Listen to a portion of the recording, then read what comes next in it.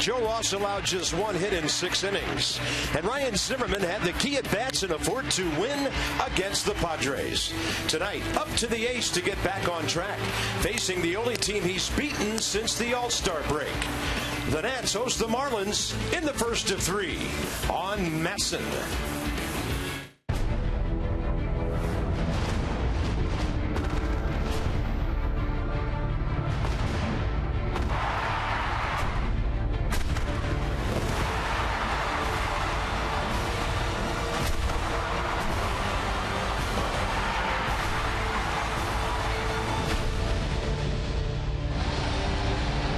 It's another weekend. It's another series for the Nats. They've won 3 in a row as far as series goes. 6 of their last 9 games. And we're hoping number 31 will take it to the max against the Miami Marlins tonight. Bob and FP, welcome to a very important weekend. The Nats have injury issues. Denard Span's on the DL. Matt Dendecker called up, so some shifting in defense. Danny Espinosa's an outfielder, and Bryce Harper's a center fielder. Yeah, Bryce Harper loves playing center field. That's his favorite position, so he's almost at home in center. He's played over 100 games there. He's going to be fine. We saw Danny Espinosa field a line drive right at him in left field last night. Yeah. He's going to be fine. Some pretty good arms in the Nats outfield tonight. So latest injuries for the Nats. Michael A. Taylor just a little bit beat up. It's what they're calling a bruise or a contusion to the knee. Couple of days, hopefully the same for Yunel Escobar, whose hand's a bit swollen. Denard, his future a little more in doubt. So Max Scherzer takes to the mound tonight. This guy's 11-10. He could easily have 15 or 16 wins. Yeah, we talked about his mechanical adjustments that he made last start in Colorado, and it went good. He got the loss 3-2, but he pitched very well. So we're going to talk about that tonight. Look for a big outing for Max against the Marlins. He loves to pitch against these guys. Looking for something else to talk about with Bryce Harper? Well, how about the hitting streak now? It's at 8 games, 13 for his last 30. He leads the league in hitting at .334. In fact, the guy who's 1 point behind him, D. Gordon, is in the yard tonight. So a couple of guys looking for a batting championship, and Bryce wants a team championship as well.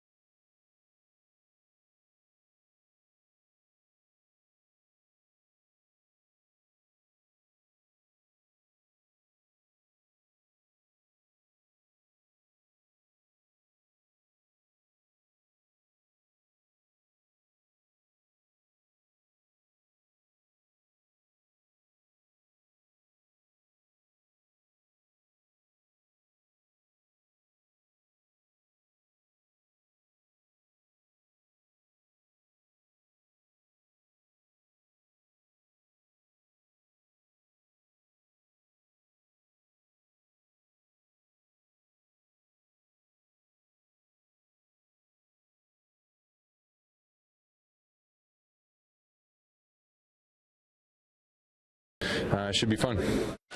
Max Scherzer with our Coons.com sideline report. When you're talking cars, you're talking Coons. He is just about ready. So is D. Gordon. And the Nats have their pitchers lined up this weekend. Scherzer, Zimmerman, Strasburg. 80 degrees tonight, 48% humidity. And I know the Marlins are concerned about the pitchers they're going to be facing. So we'll see Dee Gordon against some of the league's best this weekend. He's outstanding as well. 333 first pitch. It is in there right on time at 7:05. Yeah, 3-2 loss last start at Colorado. Pitched well, though. Got the tough luck loss. 6 innings, 8 hits, 3 runs, 7 strikeouts, 103 pitches.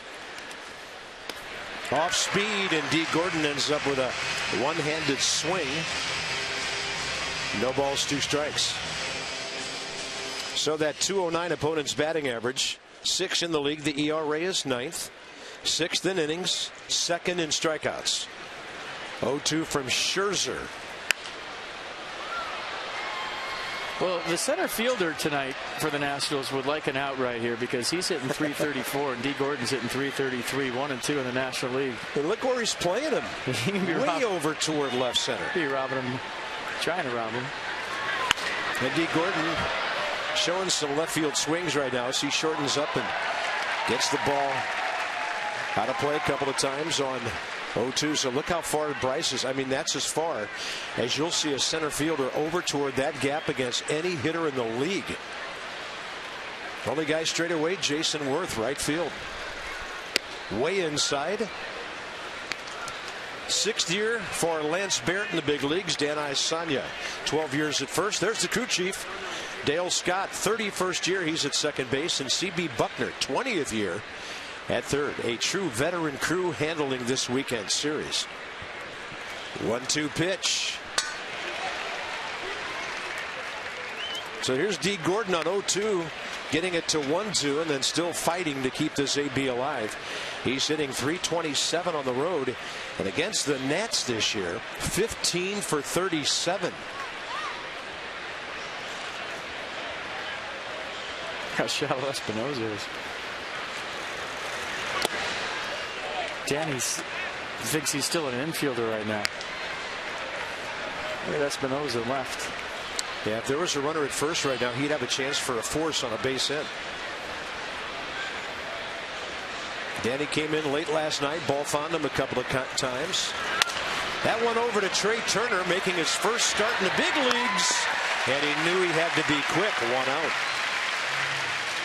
So the Marlins, only Atlanta has scored fewer runs than Miami in the National League this year. Also, Atlanta's only hit the fewer homers than this ball club. Adeiny Echeverria, though, a guy who can move around the bases. He's always seemingly tough on the Nats, hitting 313 against them this year. Pretty nice bat. Number 8 spot. He's an outstanding shortstop. And here's Ichiro Suzuki.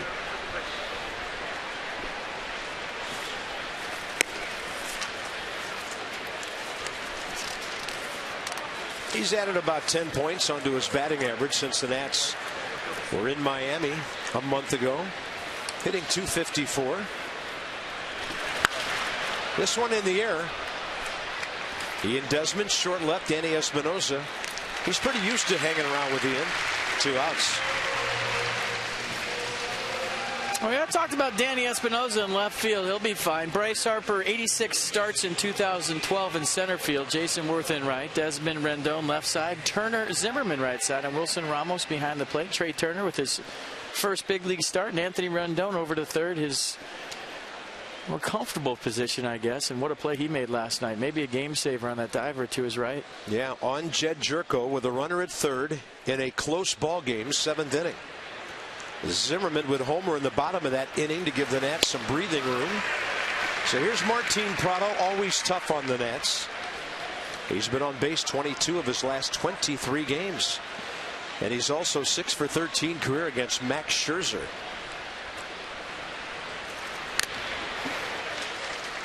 Bumping strikes, and he's got the fish swinging here in the first.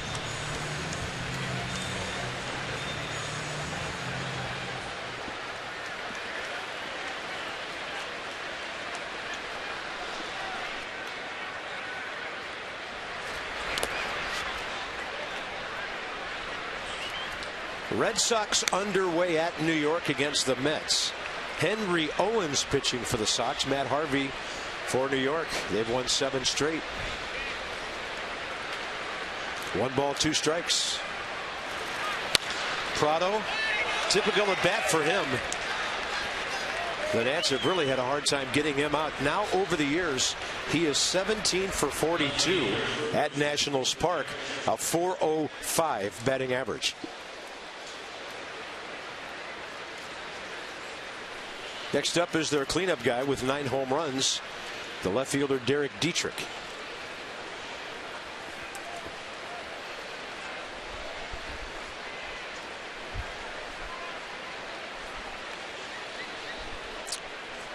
Talk around the Marlins is that Giancarlo Stanton may be back within the next 4 to 7 days.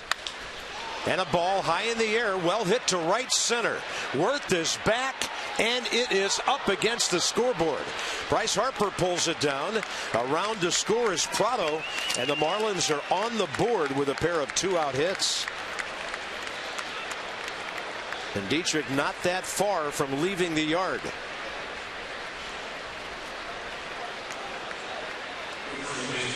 Well, check out the location of the fastball from Scherzer. It was supposed to be outside. It was right down the middle. And that's been his battle the last 4 or 5 starts, is yanking that fastball that's supposed to be away to lefties back across to the middle or inside half of the plate. You see where that ball hits. Bryce Harper over there allows Prado to score all the way from first base. With 2 outs, he was off with the crack of the bat. Dietrich now 14 RBIs in August, and he has 22 at the major league level all year. There's Justin Bour, the guy from Virginia. Strike one.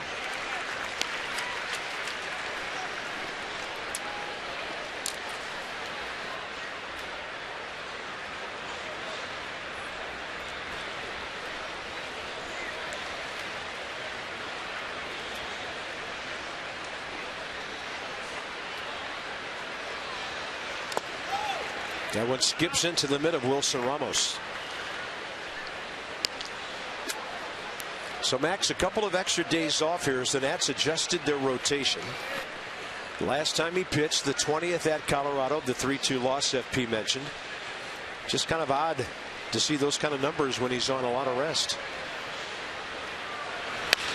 And Bour is hitting one just foul down the right field side. Ryan Zimmerman straight up in the air to try to grab it. Justin Bour's driven in 8 runs against the Nats this year, and he almost did it again. Well, the Marlins are 26 games under.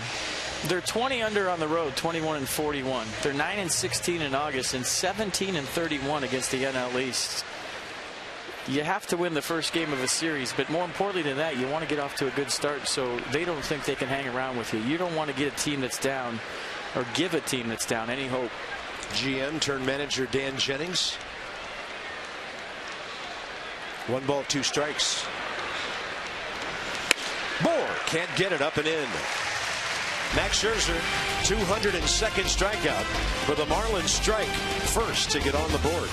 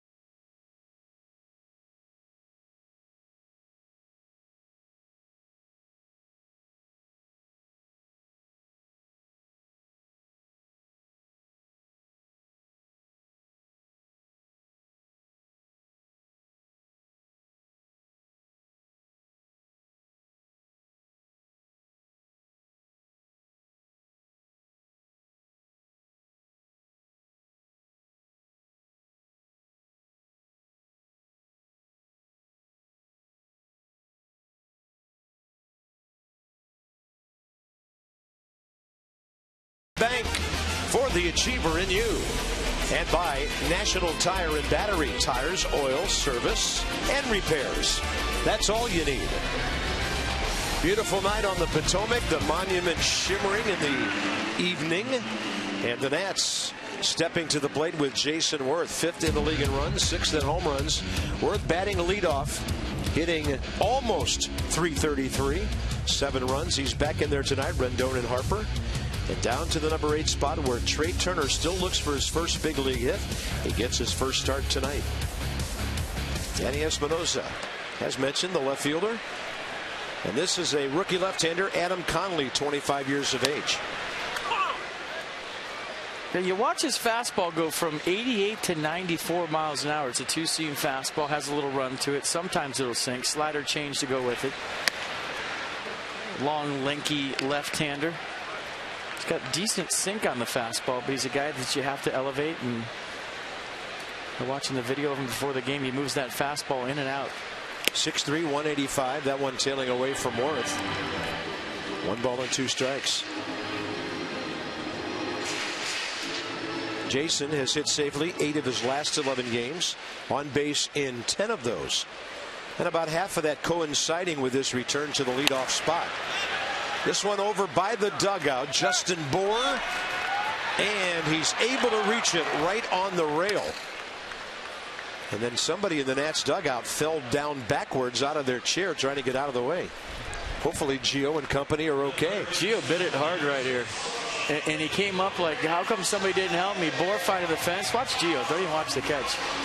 He thought it was going to hit him, and he went down, and he tried to take Espinosa with him. I don't think Gio realized right there in his fight response that the Nats bench is short, and he tried to take Espinosa down the stairs with him. John Philbin, the Nats strength coach, alongside. And that's inside to Anthony Rendon.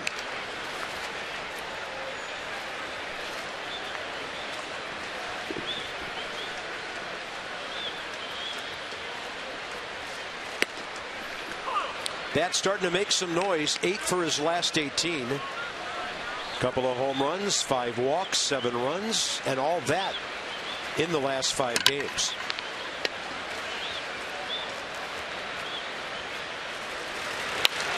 Well, Conley's a guy that in his young Marlins career has had pretty much a lot of success against whoever he faces first time around the order. And then when teams see him, they pick up the release point second and third time. Have been a challenge for him. So, you know, he's a guy that gets off to fast starts the first 3 innings. Then after that, teams have figured him out. 1-2 with 1 out. And Rendon hit one right off the end of the bat, popped up near the second base bag. That's the second baseman, D. Gordon, 2 outs. See the defense for the Marlins tonight. Dietrich, Ozuna, Suzuki, Echeverria, Prado, Gordon, Bour, and JT Realmuto behind the plate.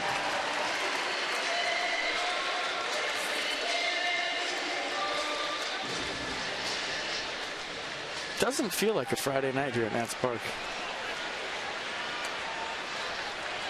Yet. Here's Bryce.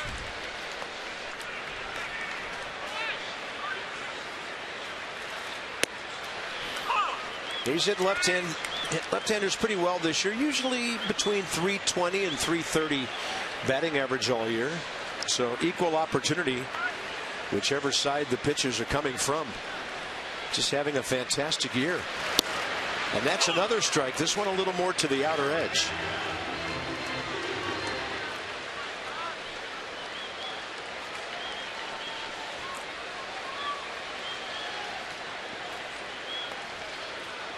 Marlins do not shift on Bryce. They must have seen tape from the San Diego series, because Bryce at times wore out the barely occupied left side of the infield against San Diego. Also, you have a left-hander out there who's throwing 92, 93 away.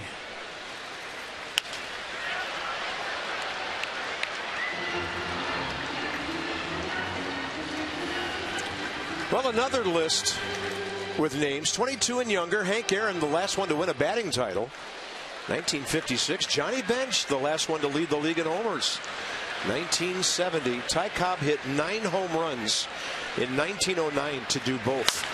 Harper guides one to right field, and guess who couldn't rob him of a hit? The guy behind him in the batting race, Dee Gordon, just enough to get a base hit, and that's a 9-game streak.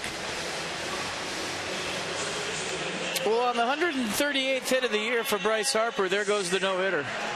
And look at him just reach out, roll the wrist. Very simple approach with 2 strikes. Look at that. Flick it. So Dee Gordon 0 for 1. Bryce Harper 1 for 1. And Gordon jumped about as high as he could to try to rob Harper. First hit of the night for the Nats. 9-gamer working. Yeah, 14 hits, 31 at bats. Nobody's swinging the bat better than Ryan Zimmerman right now. That's on the edge. 2 tremendously hard hit balls last night. The 5th inning single to drive in a run, and then the solo homer in the 7th over the scoreboard.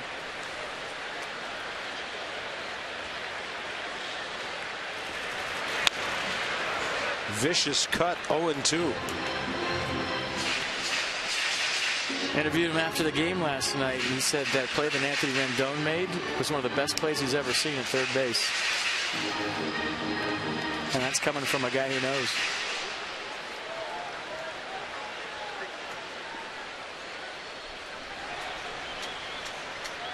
Oh-2.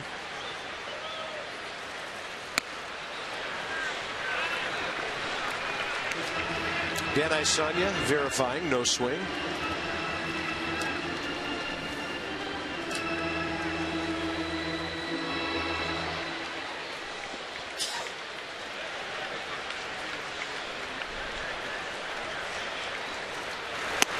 Upstairs and a little bit in with 92.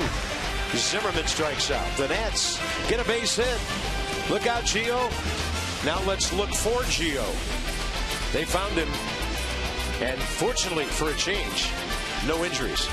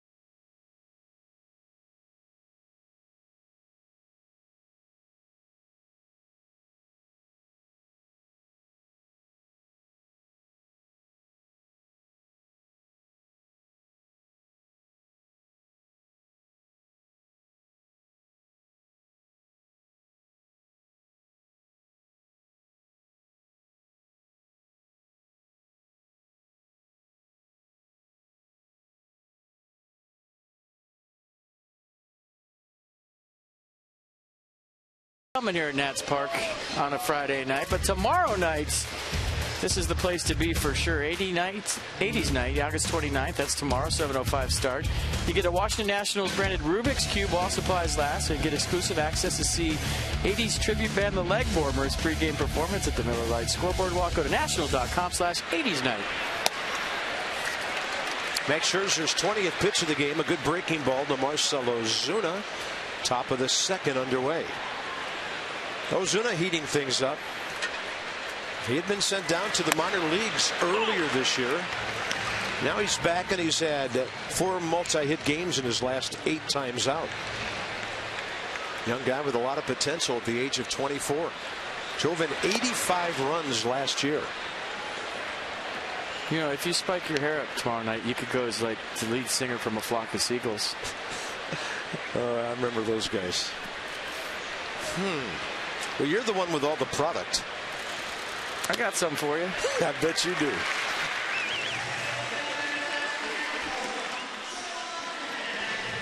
Nissan will track it. Mark Wiedemeyer came up to me today during batting practice, and he said, why were you guys talking about me wearing leg warmers last night? I said, Mark, where'd you get that? I said, we identified you as the guy, Wiedemeyer from Animal House. So nothing about you wearing leg warmers. Wiedemeyer, Niedermeyer, what's the difference? Yeah.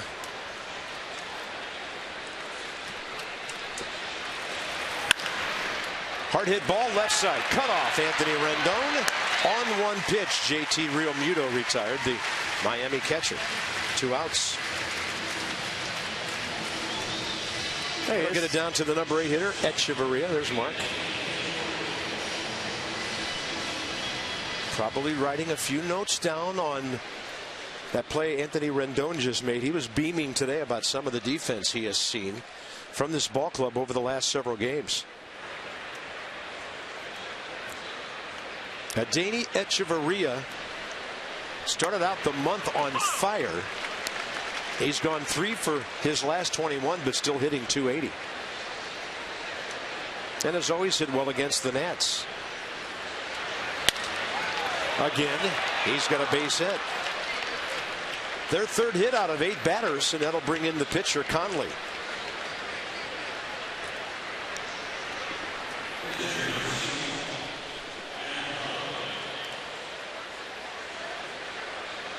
Nice piece of hitting, going the other way.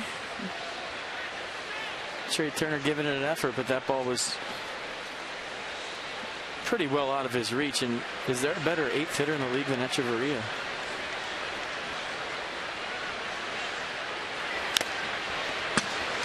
And that one got the gear of Ramos on the way wide. We could hear that double sound on the impact.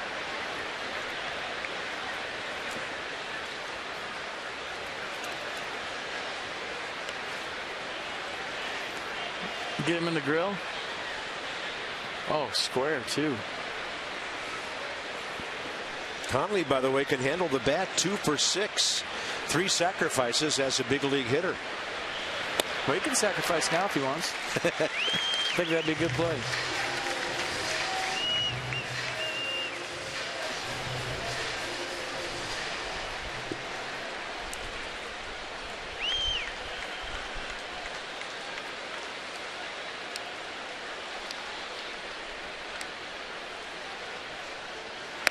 Got him. Up and away. Scherzer 2 Ks in the inning, 3 in the game. Desmond Espinosa and Ramos coming up. Miami with a 1-0 early lead.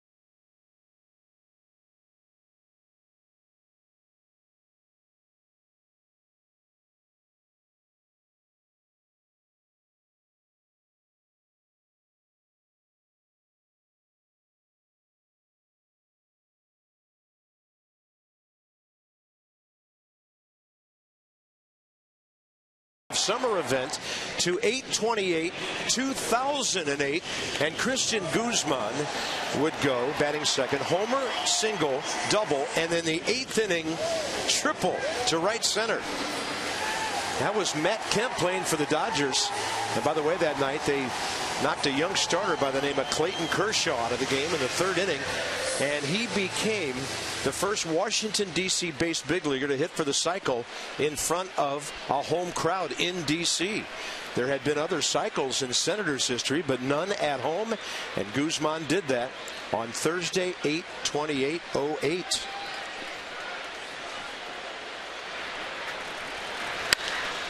Ian Desmond, high drive, right center. See you later over the scoreboard, and his 16th of the year ties the game.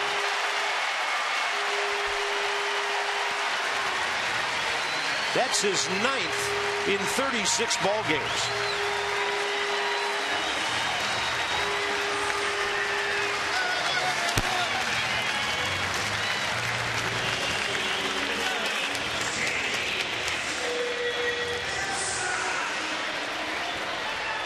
A no doubter the other way.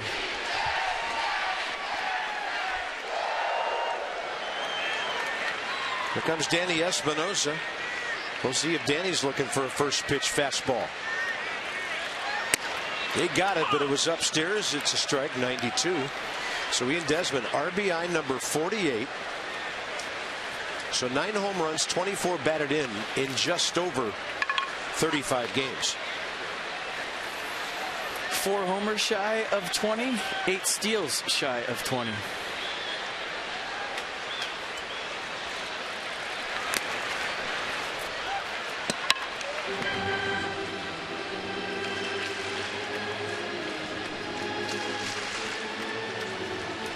And Ian's done that 3 years in a row already. Silver Sluggers to go with him.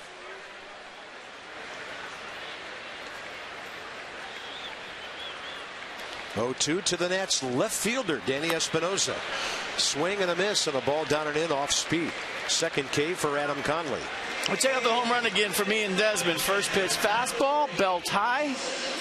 Looked like it got a little played on the outside half. And talk about giving a ball a ride. What a majestic flight on this baseball, about 4 or 5 rows back in right center field.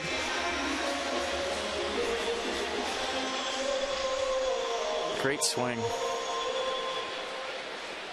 I'd say he got to 100 home runs and just kept on flying. That's 107 now for Ian Desmond, who started the year with 91. There's Wilson Ramos, the number 7 hitter. He goes up hacking off to the right side. Nats have now hit 130 home runs.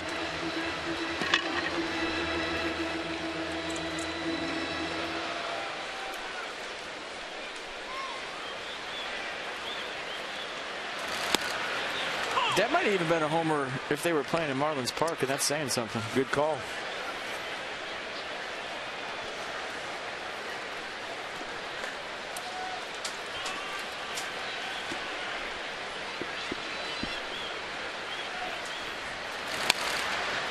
Ramos a big rip on 0-2. But you see the difference in his fastballs. I mean, he's 88 get over first pitch, and then with 2 strikes, that was 95 right there. So I mean, they're still feeling him out. Gathering information, finding a release point, picking up the window where he lets go of the baseball, seeing the late movement, tracking every pitch so that the second time you have a real good idea of what you want to do. He is attacking the strike zone. So out of 25 pitches, that's just his 5th miss. Wilson Ramos on a 5-game streak, 7 for 18.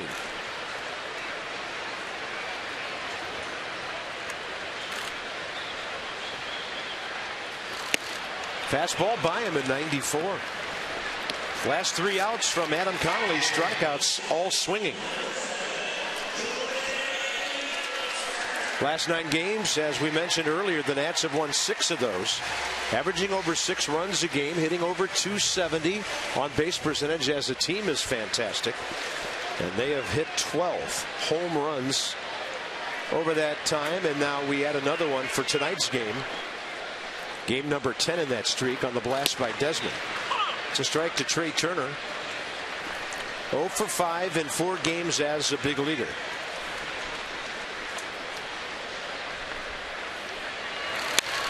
Right field, but it's going to hang up. Ichiro on his knees to make that catch. If he went to his knees to make that ball visible because of the lights over their dugout, that's one of the smarter plays I've seen from a right fielder. So Ian Desmond goes deep, and we mean high, and we mean deep. Number 16 RBI, number 48. This one all even after 2.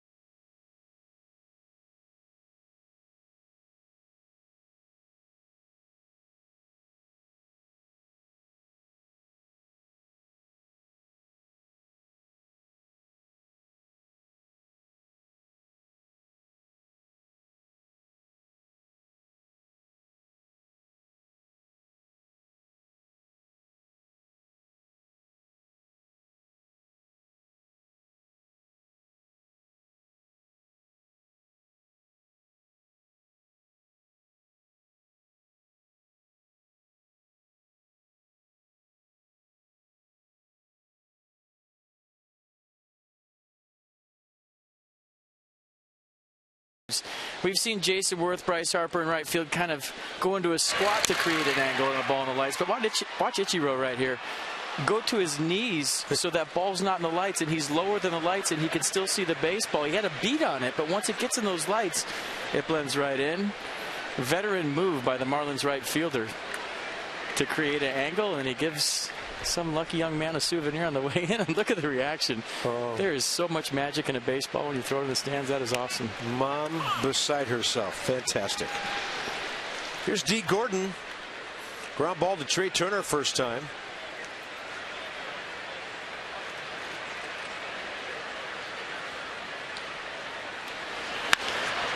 Out of play, and for the second straight at bat, he's 0-2.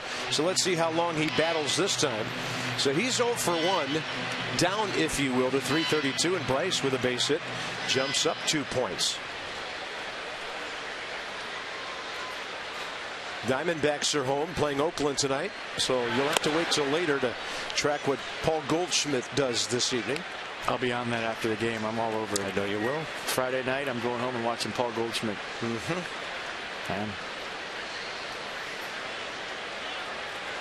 He live at Justin's tonight? Nope. 1-2. Guides one left side. That's a hit. Once it got by Rendon, that was it for that ground ball. And Ian Desmond tried to cut it off. So the Marlins have 4 hits in their first 10 at bats tonight. That's what D. Gordon does. Talk about a guy who uses the field. So that's his league-leading 158th hit. That's the most in the major leagues this year. Well, what he's done differently is he's using the ground with his wheels. If he hits a ball in the air, he should have to do 10 push-ups because he can fly. He hits a ball on the ground, he's got a good chance of beating it out, especially if it's to the left side. Well, there's a kind of an ideal number 2 hitter right behind him.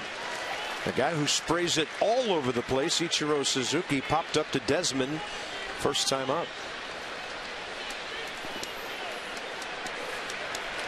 45 steals for Gordon. He's been caught 15 times. That's the most in the big leagues. Caught 15 times. There's D in a box. Second most steals to the 54 of Billy Hamilton.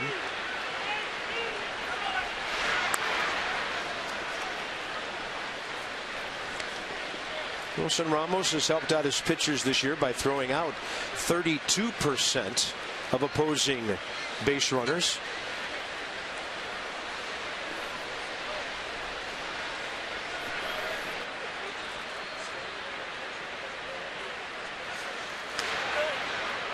Max gave him the good move that time. Throw up a bit.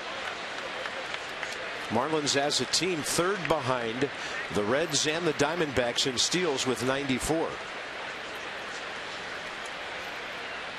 So Randy Knorr putting on the sign. Look where Randy Knorr's going to look right here. He's watching D. Gordon the whole time. Matt Williams was a pitch before. They're not watching the pitch. They're watching the runner. Why are they watching the runner? They're seeing if he's thinking about going, if he's given a lean, tipping that he might be thinking about stealing. And you'll see all three coaches look to first when they put on the throw over because they want to see if he jelly legs, flinches, and gives it away. So if you're ever at a game and you're on the other side and you look into the dugout and you see the coaches looking at first base, and why aren't they watching the pitcher? Well, they're watching the base stealer to see if he's thinking about going. Maybe pitch out if he tips it. Throw over again.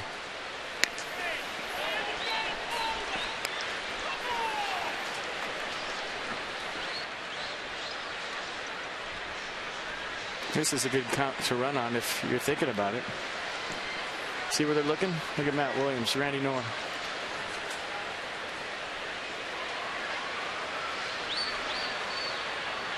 Target outside edge. Long hold. And Scherzer gets Ichiro, who strikes out for only the 28th time all year. Number 4 for Max. Mercedes will check it. Little runner right there at 95, and Ichiro thought he had enough to maybe foul it off or slap it to the left side and tried to roll his wrist and do what D. Gordon did. He was just late. It's a big out. 1-1 game. Here's Martin Prado, who can really move the ball around, and we'll see if the Marlins might be thinking about some hit and run action here. A lot of room right side. Turner playing up towards the middle.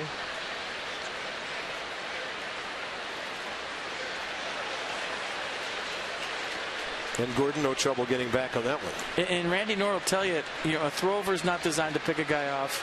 He just wants to keep him close. And maybe if you throw one more pitch and keep him close, it's a ground ball double play. He doesn't get a steal. So he's just trying to buy his pitcher one pitch where this guy's not going to go. And you're hoping the ball's put in the play.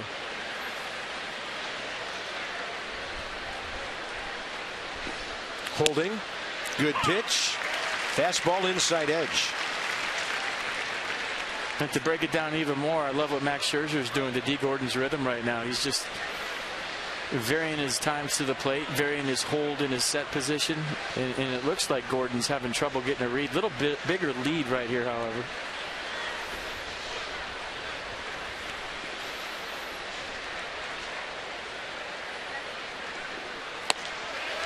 Max using both sides of the plate effectively.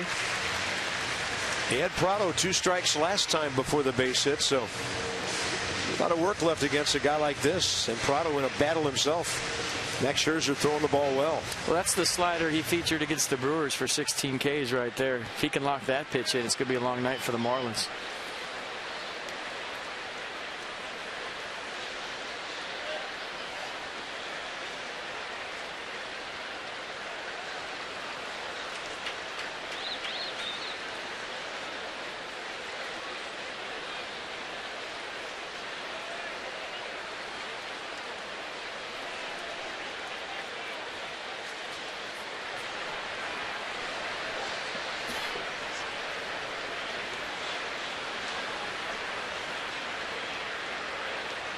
Oh, 2 with 1 out.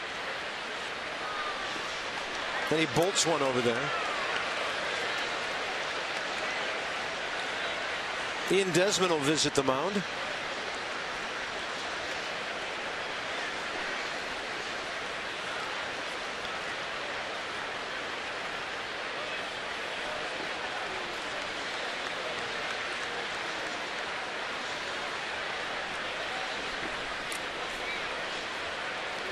Trying to figure out what that conversation was about.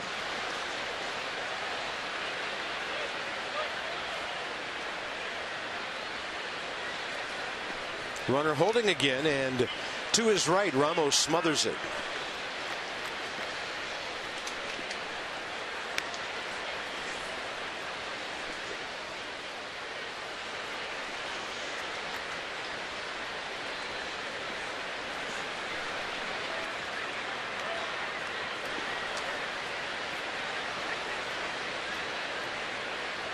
Good pitch to run on if you're D. Gordon, if you're feeling comfy about it. That gets away. So Gordon down to second base with one out. Max had done a good job of freezing him. Wild pitch.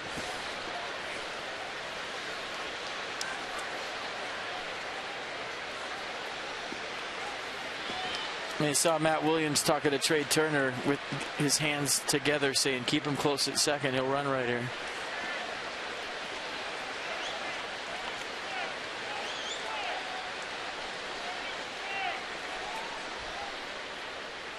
Target is on the inner edge, and Prado pulls it high and deep to left and to the bullpen.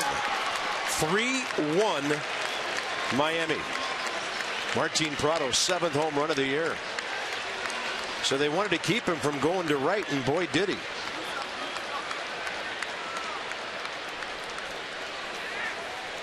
Well, you may have just seen the D. Gordon effect on first base, where your focus becomes on the runner a lot. And you see the pitch by Max Scherzer wasn't a bad pitch at all. I mean, fastball down and in, even off the plate, and you saw Wilson Ramos reaching for it.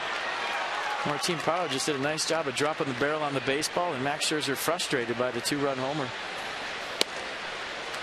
Next up, Derek Dietrich, who missed one by a couple of feet off the scoreboard his first time.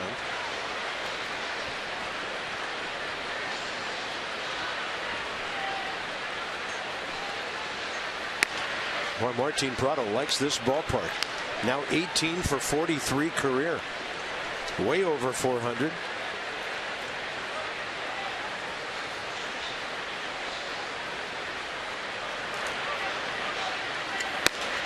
And Dietrich, no way to get to that one upstairs. 1 ball, 2 strikes.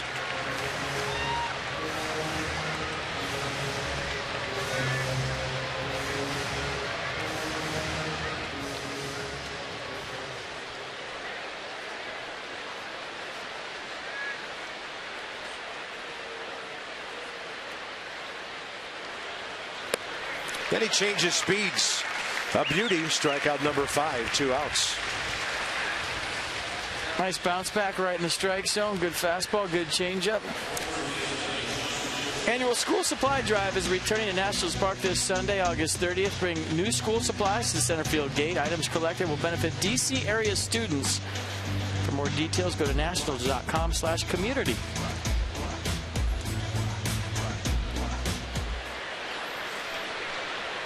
Full moon.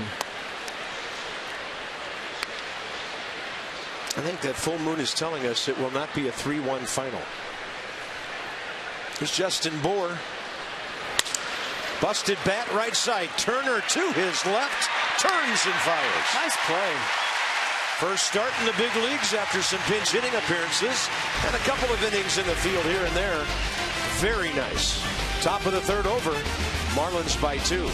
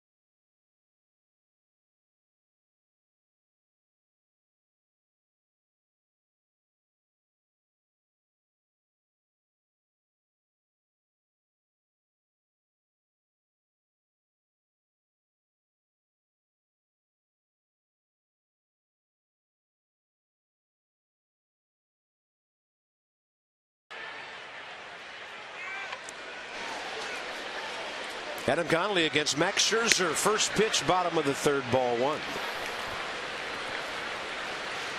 10 hits on the year.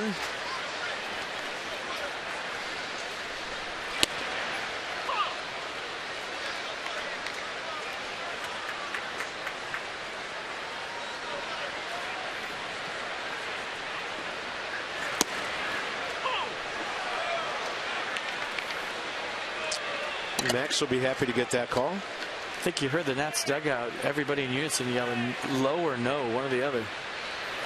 1-2 and a strikeout. First time through the order, 2 for 9 go the Nats and 4 Ks. It's time for you to tweet your strongest fan photo using hashtag NatsCouchCab, and you just might see yourself in an upcoming broadcast. That's brought to you by T-Mobile. Next 2 hitters, Jason Worth and Anthony Rendon, trying to get the inning to Bryce Harper. Worth a foul out right to the rail of the Nats dugout first time.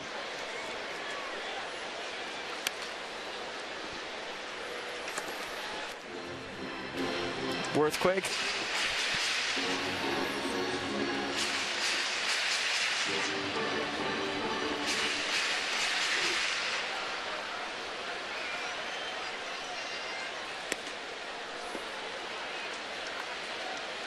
See if the Nats can figure out Conley second time around.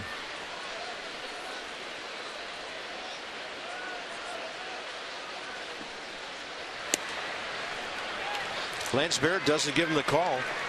Fastball tailing a little bit off the plate, 2-1.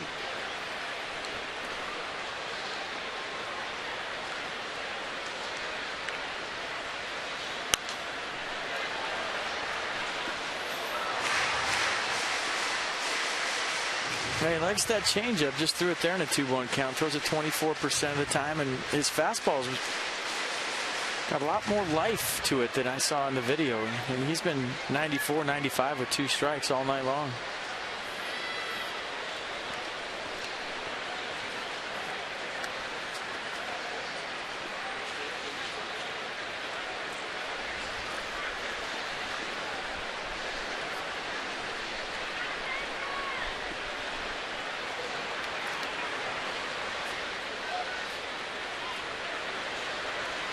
Yeah, that's the pitch he throws for strikes. But when you look at his minor league numbers, he has a lot of walks.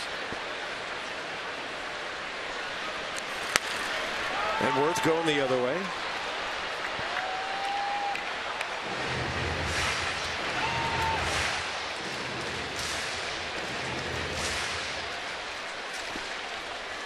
His last start, he threw 106 pitches, 66 for strikes. Nissan tracks the at bat, and Jason Worth makes it a long at bat now, 3-2 with 1 out.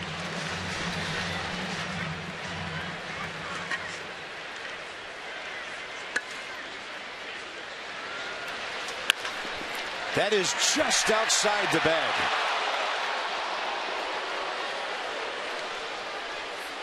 Prado playing near the line, couldn't reach it, but it was foul as it went by.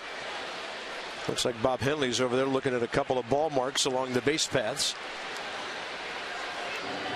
I'm going to walk out there and talk to CB Buckner and ask him, how close was it? It was that close to going over the corner of the bag. Yeah.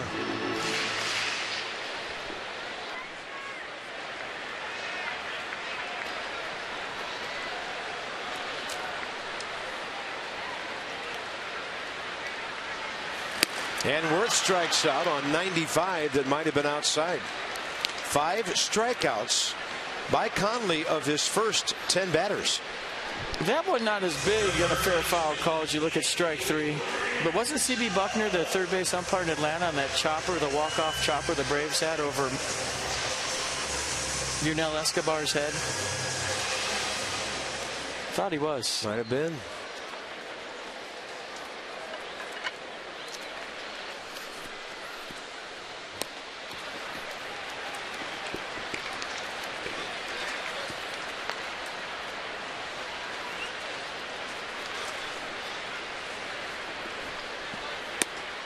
He's working that outside area now.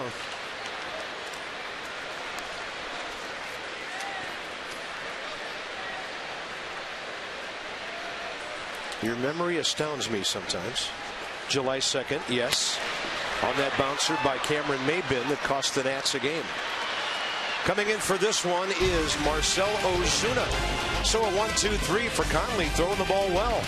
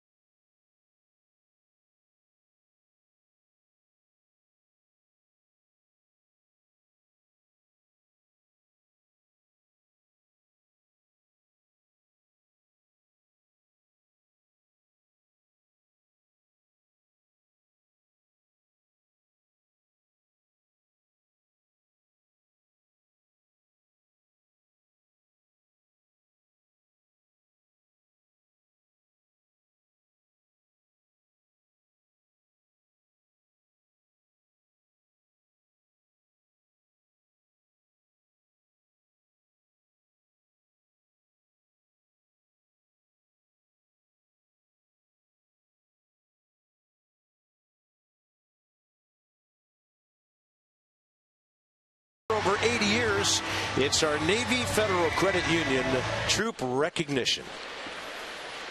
All of those fantastic people who defend our freedom, a lot of them here at the ballpark again tonight. Top of the 4th inning. No swing, says Dan Isanya down at first on a pitch to Marcell Ozuna. Scherzer struck him out first time. And a ball hammered to center. Going back, Bryce Harper, and he can only watch it leave. And Max Scherzer has given up 20 home runs this year. 2 tonight. Ozuna, a lot of power, his 7th of the year.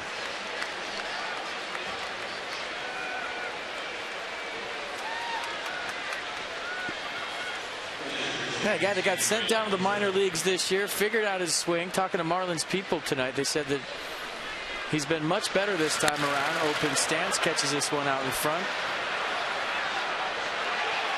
Wow. Short hop off that back wall out there. Here's JT Realmuto, the catcher. He goes up hacking. So Ozuna probably hit that ball about 325 or 425 or 430 toward that back wall. 4-1 Miami.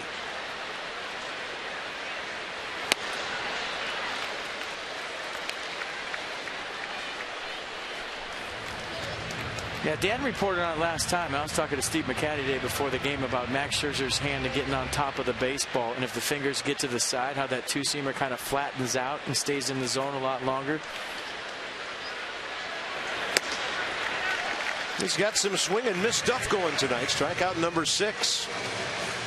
But I was watching one of the most amazing demonstrations I've ever seen on TV today before we went on the MLB Network, and it was Pedro Martinez talking about repetition and how many reps it takes to repeat an adjustment that you make, and how hard it is to make an adjustment in the middle of a season, let alone the middle of a game, and how many repetitions, however small that adjustment is, it takes to get it to where you don't have to think about it in the course of a game.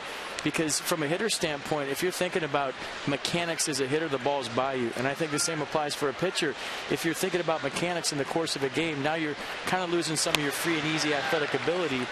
And you're thinking about it during the game. And Max talked about, throwing the ball off the wall and how many times it would take him so that he didn't have to think about it. But you just wonder how hard that is to do this late in the season.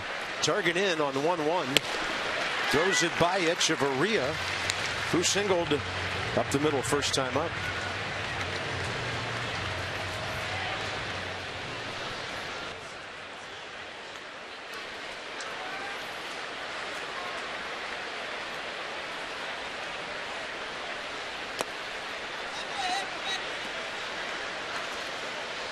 Into the 8 o'clock hour. Ball game just under an hour old, and the Marlins have pounded out 4 runs on 6 hits.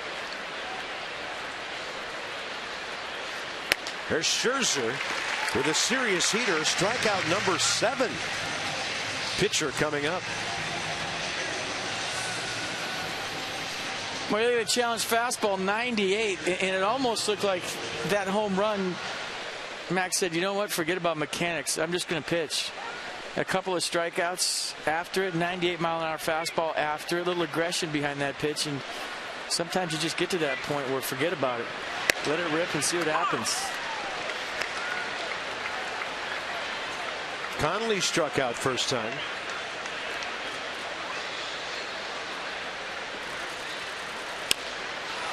Kind of a check swing. Ball hit his bat. Max Scherzer lobs it to Ryan Zimmerman. Leadoff homer, Marcell Ozuna. And now Miami on top by 3.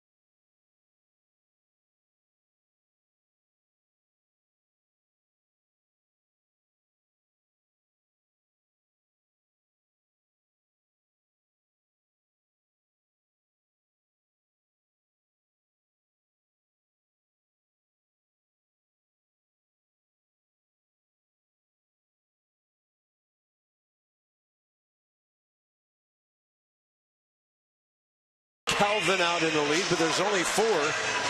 So where are Teddy and where are Bill? Well, evidently they're down on the stretch run, and they're giving away 3 cherry turnovers, and Bill says, I've got the boiler and I've got the race. Did Teddy like cherry turnovers? Just like... I cannot lie, I don't know. The raccoon for Thanksgiving last night. I had some friends that came to the game and they said, what was up with the raccoon and Calvin Coolidge? And I explained the story to him on the way home. I said, hey, Calvin Nothing Coolidge. like raccoon and cherry turnovers to celebrate Thanksgiving. Used to eat raccoons for Thanksgiving. Jordan Zimmerman and Tom Kohler tomorrow. Sunday, Steven Strasburg and left-hander Brad Hand. And then the Nats are off to St. Louis for 3 night games, Monday, Tuesday, Wednesday. 30 minutes before every game, Johnny and Ray, Nats Extra.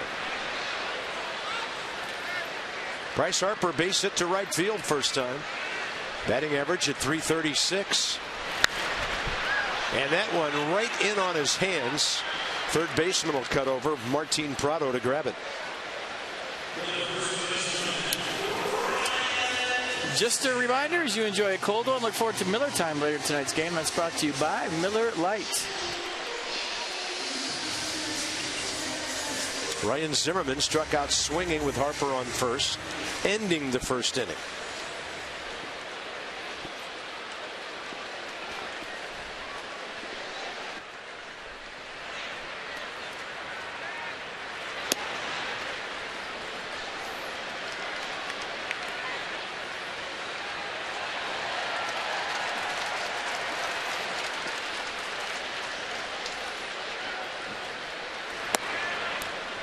Two and 0. It was off speed, missing down and in. Home run hitter on deck. Zimmerman gets aboard. This game could change in an instant. And that is off the pitcher into right center as Ryan Zimmerman continues to punish the baseball. And right now Adam Conley trying to walk it off. Usually when you hit a ball off the pitcher, it's a bad thing. It ricochets to an infielder, but D. Gordon was playing Ryan Zimmerman so far up the middle. He had that baseball. If this ball doesn't hit Conley, D. Gordon has it. He's right behind him. As it is, it ricochets off it. Looks like maybe his calf or his hamstring into right field for a bullet single. See the hit speed on that one.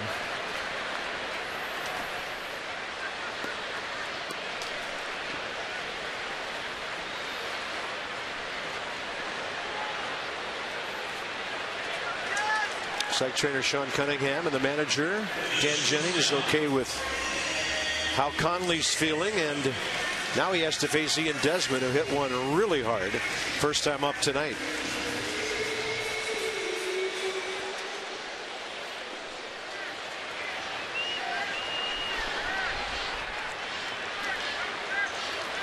So fastball away for a homer. Probably see some change-ups here. Maybe a fastball on the other side of the plate. Inner half. Yeah, that was 83 upstairs. Well, that was a hanging slider. Second inning, maybe a hanging fastball. Up and away. Ian Desmond gets on top of it, rides it out to right center field. His 16th home run of the year and his 48th RBI. Getting the Nats on the board.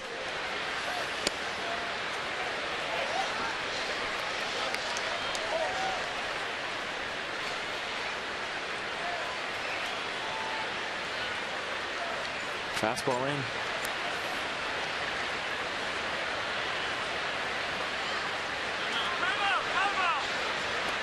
Then time given. Lance Baird jumping out from behind the catcher. DC Lexus dealers, they're donating $250 to the Children's National Health System for every home run a Nats player hits this season. Lexus, the pursuit of perfection. That came close to grazing Ian's jersey. Able to turn away from it. Ball two. Wondering if that ball coming back at him maybe has him a little bit rattled.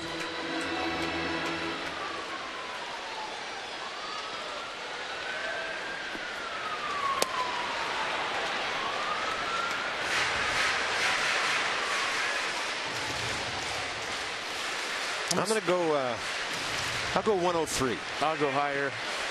110. I'll give you that one. Wow. If it was 106.5, it'd be a push. Desmond is short. Echeverria to Gordon. And Ian Desmond not able to beat it out. They go 6-4-3 to end the fourth inning. And the rookie puts up a 0 after it goes 4-1.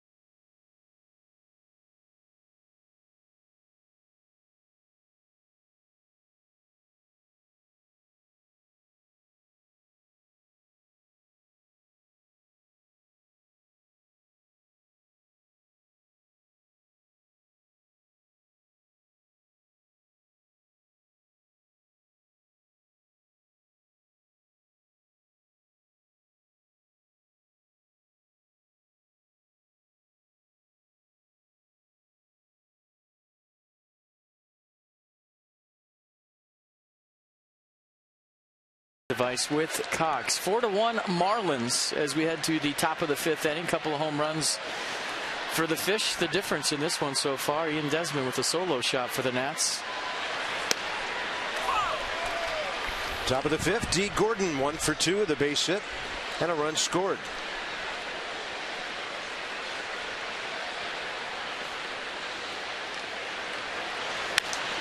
In the air to center, short center. Bryce Harper rushing in to grab it for the first out.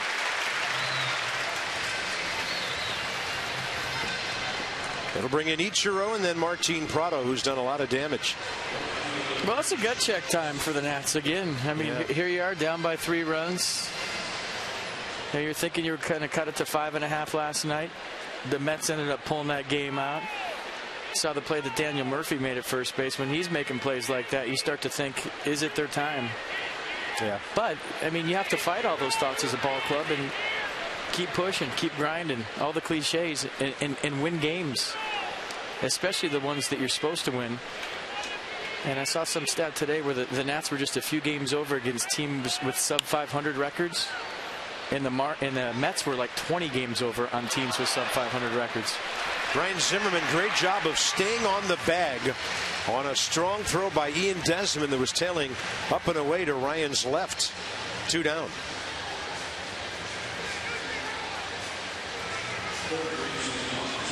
Martin Prado is next. By the way, no score in New York after 3. Red Sox and the Mets. Prado base hit to right, home run to left.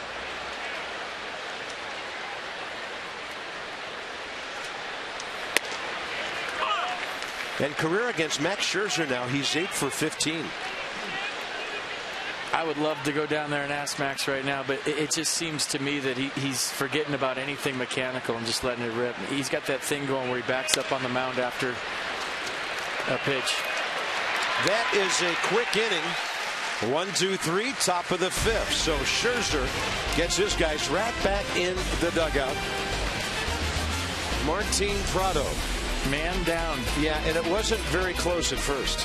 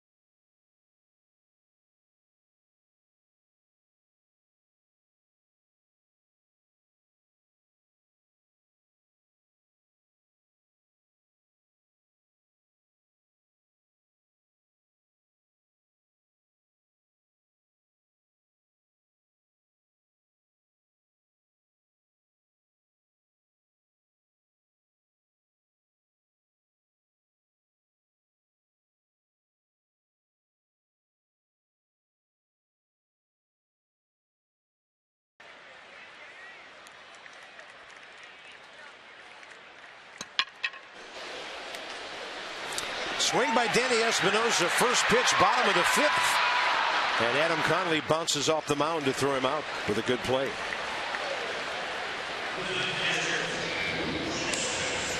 The Nats have 1 base hit now since the 2nd inning.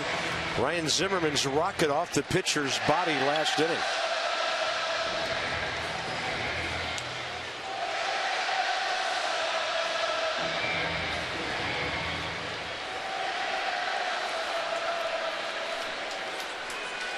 Conley struck out Ramos swinging first time. It was interesting. He struck out 5 of the first 10 batters he faced tonight. And then since then, nothing but contact outs. 4 of them out of the 5 on the infield.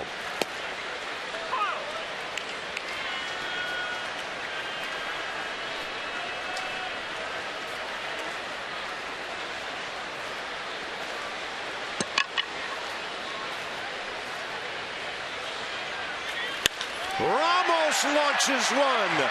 See you later. Way over the bullpen. Ball's flying tonight. Now it's a 4-2 game. Wilson Ramos, number 12.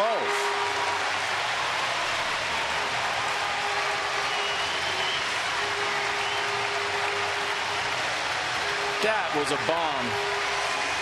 There's been some far taters in here tonight. The 4th one of the game so far. The Marlins have 2, and now the Nats have 2. Ian Desmond to right center field. Wilson Ramos over the bullpen in left center field. Ian Desmond helmet taker offer guy. Bubblegum shower in the dugout.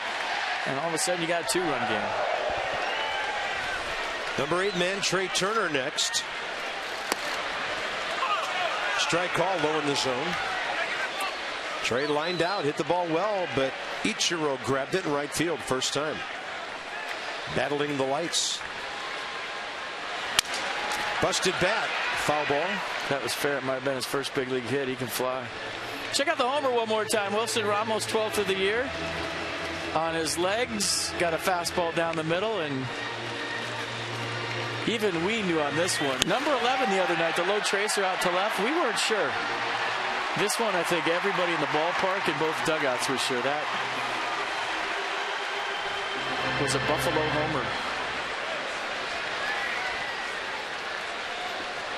58th of his career.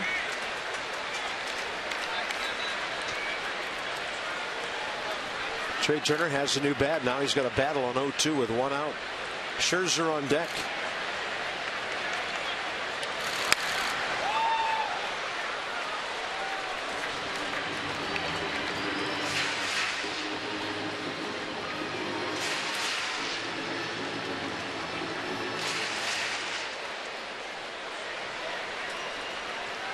.104, and it went about .404 before it landed.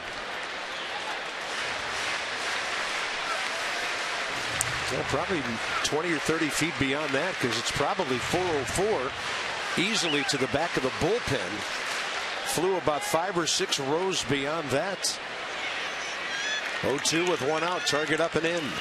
Turner fights it off. Fadlin. So I'm hearing 444 on the home run. I'd buy that.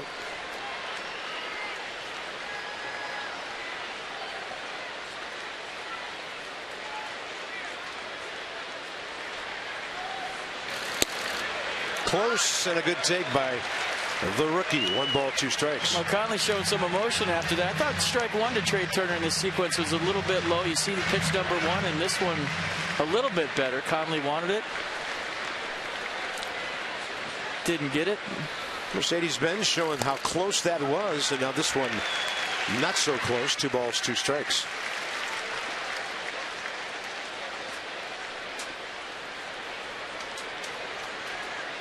Pitch number 8 coming. Up the middle. Speared by Conley. 2 outs.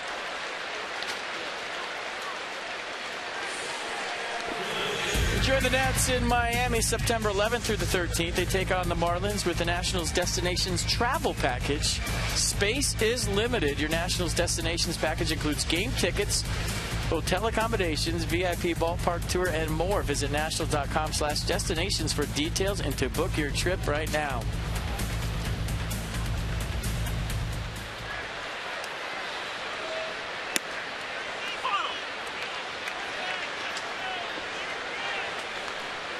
Max Scherzer struck out swinging first time up.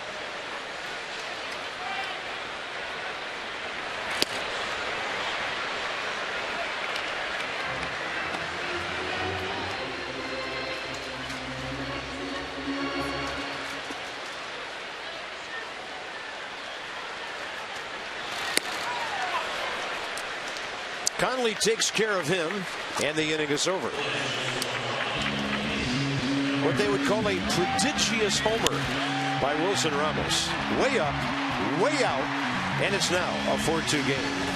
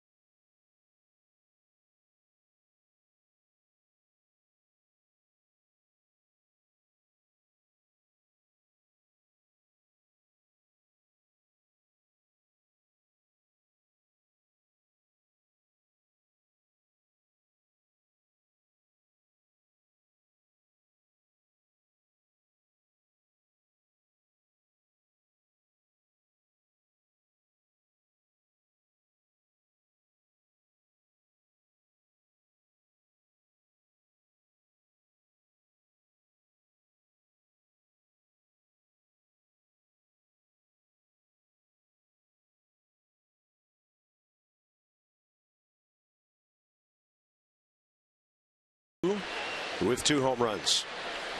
For the Achiever and you, PNC Bank with a minor league report. Infield outfielder from the Dominican Republic, Brian Mejia. He's 20 years of age. 5th year in the system, doing a big time job at Hagerstown right now. Scoring, driving in runs, stealing bases. Brian Mejia. Here's Derek Dietrich. Max Scherzer drops a nice slider on him. 6th inning underway.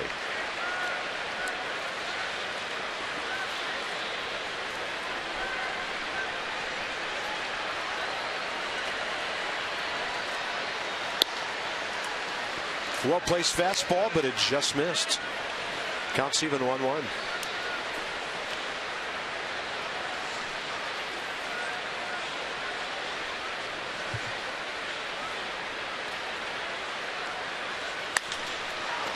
Hard hit and well foul. Miami box score. A run on 2 hits first inning. Dietrich the double. The 2-run homer by Prado in the 3rd. A solo by Ozuna. First batter up in the 4th. Mets have a run in the 4th against the Red Sox. 1-0.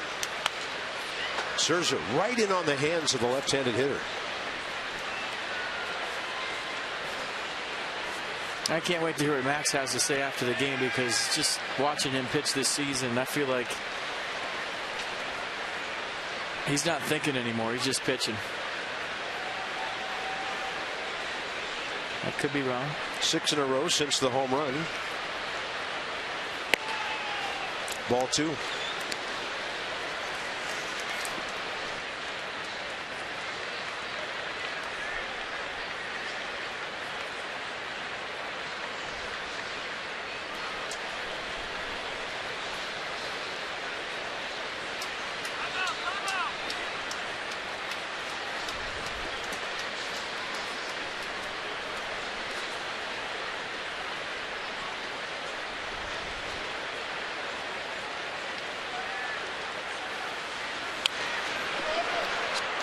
Definitely on the attack with the heater, mixing in the slider. But this is the difference, and I've seen this maybe since the Yankees start. Watch where Wilson Ramos is set up, and watch where the pitch is. So it's supposed to be off the plate. Early in the season, Max was darting every spot you could. It was one of the most awesome displays of power and command I've ever seen. And I just think on that pitch right now, he's kind of cutting it off instead of following through the target. And that's why you're seeing the fastball away to left-handers run back over the plate into their turbo zone, and we've seen it a few times. And just that little 4 or 5 inches, Carp, could be the difference between a fly ball to left or a pull side double, home run, or some damage. This is a great changeup. You see the grip like an egg, just turns it over. Way out ahead, Dietrich.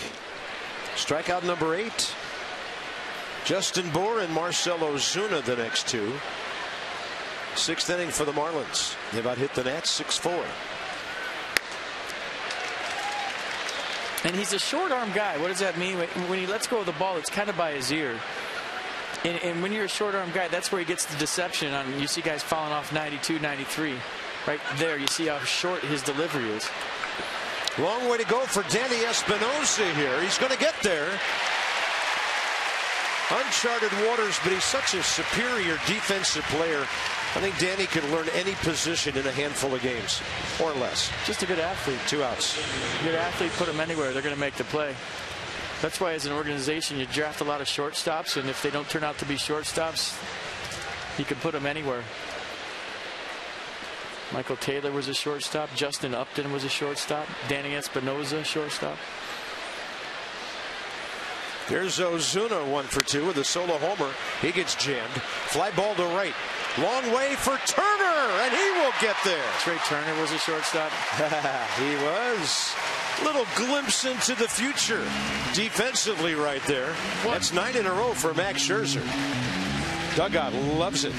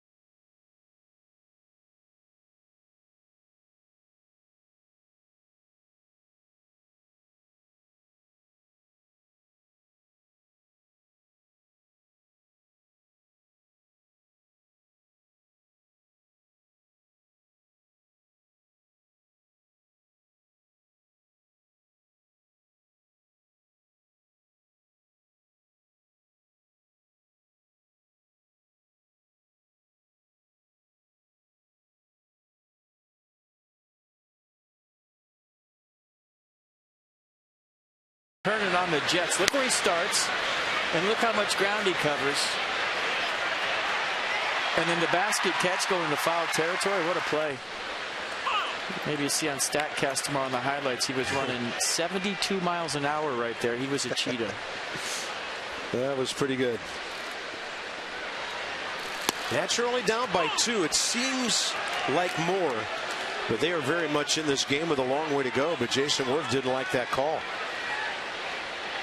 0-2. The rookie getting a wide berth on that outside edge against some right-handed hitters today. And that one will stay out there, 1-2.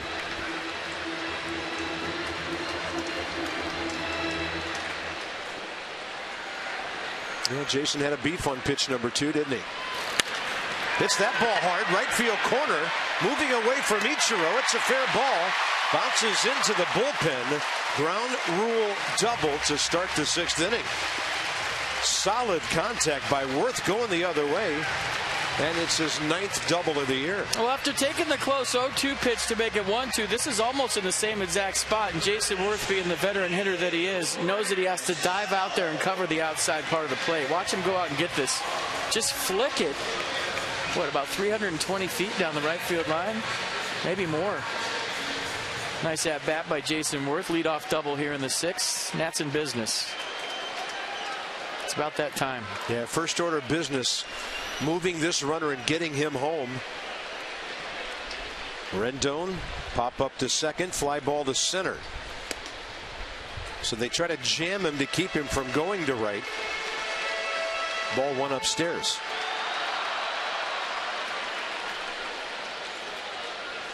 Well, a pretty good first 5 innings for Conley. Couple of solo home runs, 67 pitches, 51 strikes. But this is the 3rd time around. And that's always a big-time challenge for young pitchers. With a young hitter waiting. Conley, by the way, 3 years older than Bryce Harper. See, this is a just for reference. This is a situation. 2-0 count for Anthony Rendon. I mean, think about driving it. Think about a tie game, not getting them over. They want to come in, turn on it. So he gave him off speed to the outer half. 2-1. And I think there's certain times in the game when, yeah, you hit the 14 hopper to second base to move the guy down by run, a tie ball game. But when you got pop and you're down by 2 and you're ahead in the count, give it a whirl.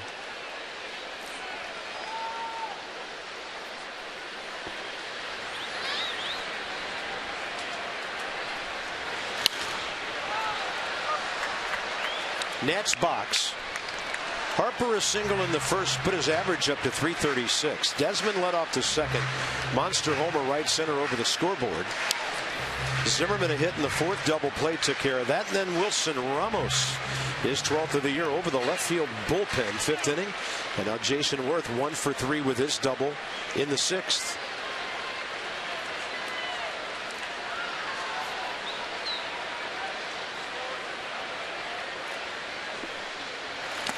Way inside and skipping into the mid of Real Muto. And that's ball 3.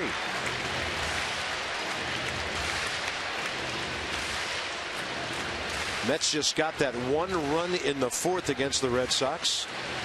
5th inning now at Citi Field. Home team by a run.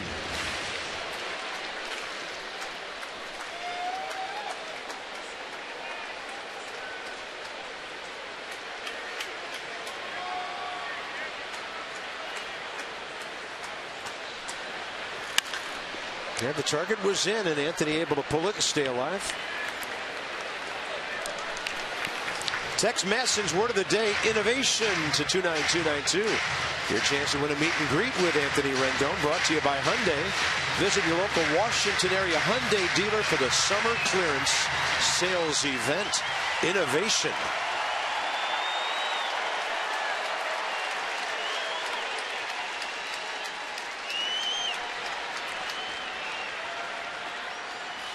Rendon pulls it, base hit.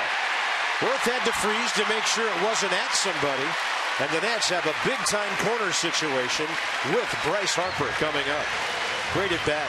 That is. I mean, you get to 2 strikes, you have to take care of yourself. Maybe you try to hit the ball or drive the ball to right field early in the count.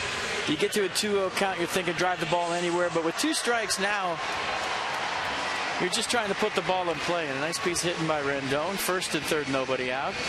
It's about that time.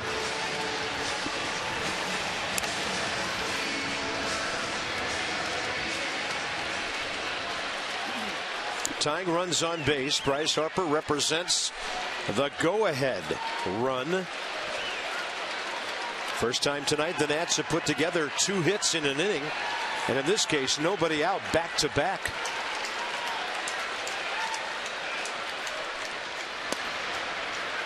Bryce gets ahead with a takeaway. He's been on base 8 of his last 10 plate appearances. Had a 7-in-a-row streak, longest of his career, interrupted last night. But a base hit and 2 trips this evening.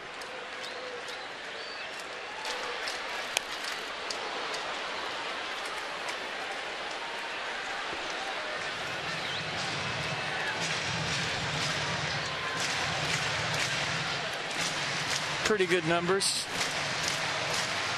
It's like everything else.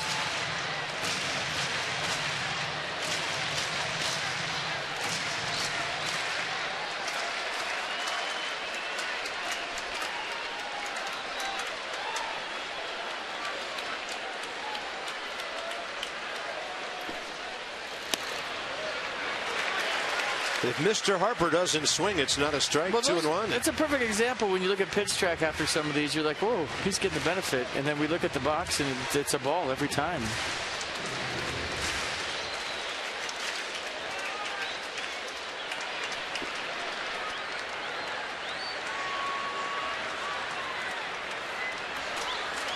Two-1 now. Target still out there. And Harper takes it way outside. And it's risky business lately for teams loading the bases ahead of the guy on deck, Ryan Zimmerman.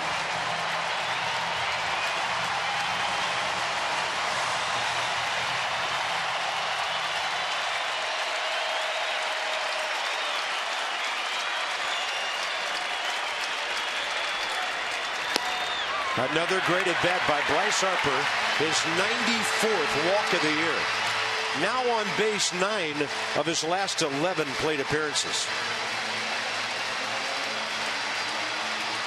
First walk of the night by the rookie Adam Conley. And here comes Mr. Bases Loaded himself. They're leaving a lefty in the pitch to Ryan Zimmerman. They're going to leave him in.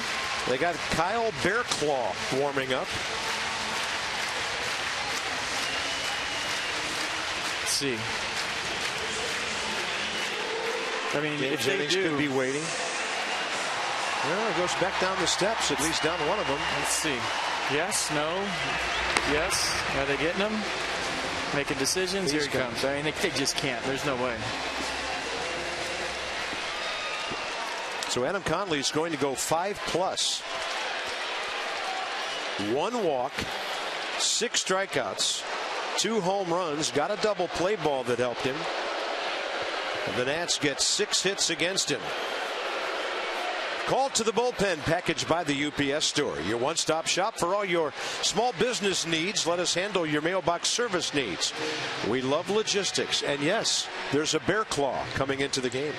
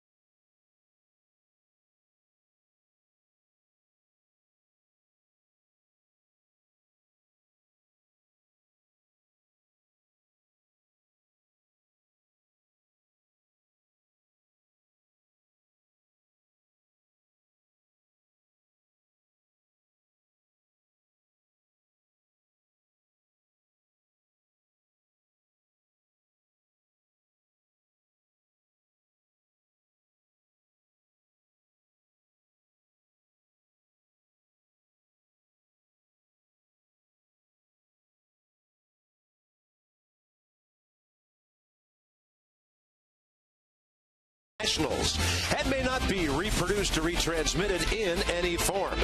And the accounts and descriptions of this game may not be disseminated without the express written consent of the Washington Nationals. Done for the night after 83 pitches. The rookie Adam Conley, Kyle Bearclaw, right-hander, He came over from St. Louis in the Steve Cishek deal when the Marlins traded their closer, and here he faces Ryan Zimmerman. Yeah, two-pitch guy. Fastball 95, slider 84. Our opponent's hitting 125 against the right-hander. And here we go. Another guy the Nats have had to look at for the first time. Marlins have had a lot of turnover in their bullpen this year, and that's low and outside.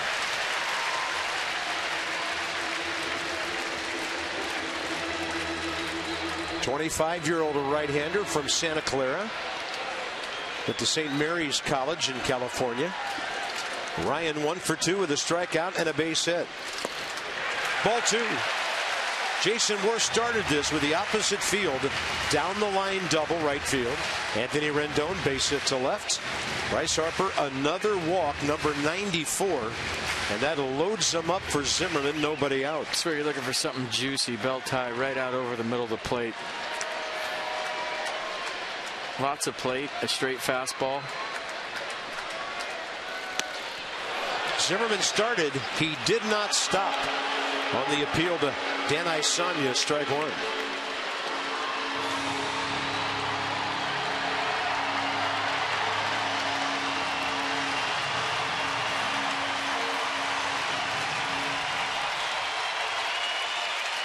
Ryan has been murder on pitches thrown in this count. High fly ball, deep center. A chance to move up 2 runners, but that's a great arm out there. And Anthony Rendon's not going to challenge Ozuna. Worth scores, and it's a 4-3 game. Ryan Zimmerman, RBI number 58. Good at bat, got a pitch up. Trying to do a little more damage in a 2-1 count, but he got the job done, and that's all that matters. Check out the sequence. First pitch slider down the way. Fastball spiked in the dirt. Check swing on 97 with some run to it. Then he gets the pitch he was looking for, sort of. Had some run on at the end. Made him pull his arms in a little bit. Couldn't get as extended as he would have liked, but a sac fly. Nicely done. Nats were 3 down. They've battled back to a 4-3 score. And here's Ian Desmond, 1 for 2 with a home run the other way. Great speed out there with Rendon and Harper.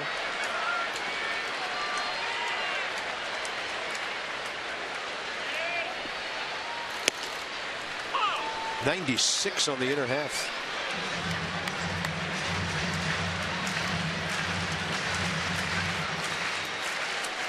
Well, they got him in that trade. They sent him to Double-A. He was there all of 4 games before they advanced him to Triple-A. Now he's with the big league club. And D. Gordon getting near the bag, and the pitcher will step off. Rendon is trying to time Barraclough right here. That's why you saw D. Gordon sneaking in behind. Bryce Harper with an eye on Rendon. If he goes, he'll be ready.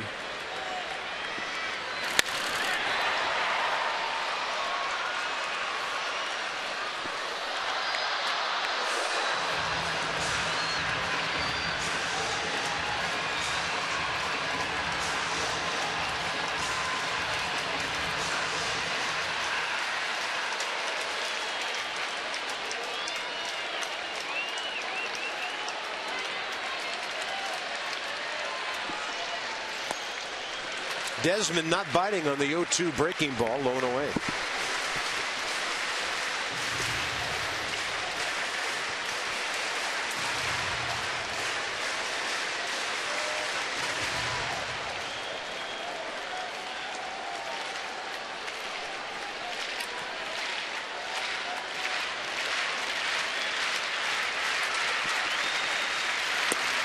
On a pitch well outside, strike 3, 2 outs.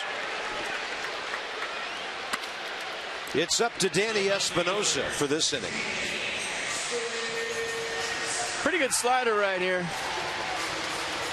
It starts up. That's where Ian Desmond sees it, and a lot of late break to a pull swing. It looks like he might have been thinking about that fastball in.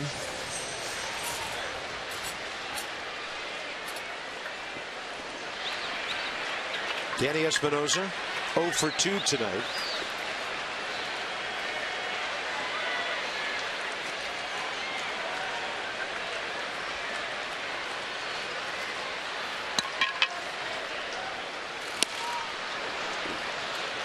bringing it at 97. I mean, it doesn't matter what your name is on the back of your jersey anymore. If you come out of a major league bullpen, you're throwing 97, 98. Yeah, this guy was a closer in the minor leagues.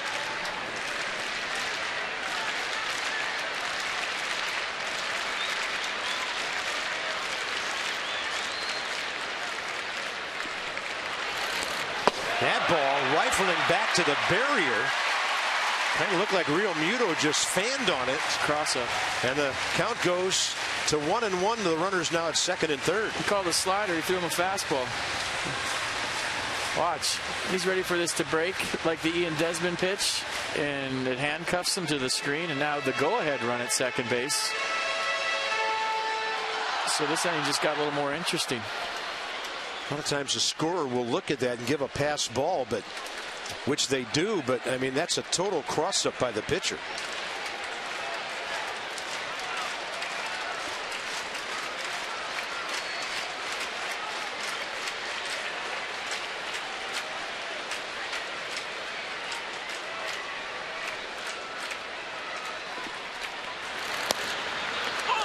Gets a strike with 84 on the off speed. Right to the outside edge. It was a slider that kind of backed up, and Danny Espinosa didn't think it came back for a strike. Right on the edge goes the Marlins' way.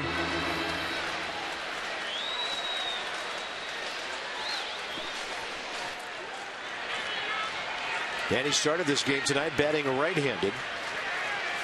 Left-handed this year, .238. 1-2 pitch, breaks his bat, and not in the air long enough. It got back to the screen. JT Realmuto tearing back there, trying to get to it. Pretty good hustle by Realmuto right here. Fastball in Espinosa's hands. Rocks approaching. Good try. Cool angle on the camera. That's probably why we showed it to you. That was something you don't see every day. I like it.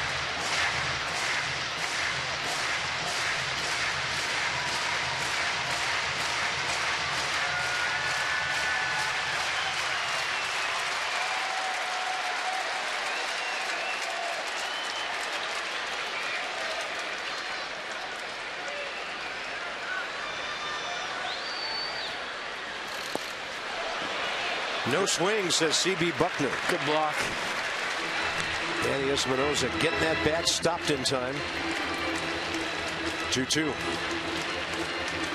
Yeah, he didn't go with this. The story here is Realmuto with a good block on about a 58-foot, 86-mile-an-hour slider.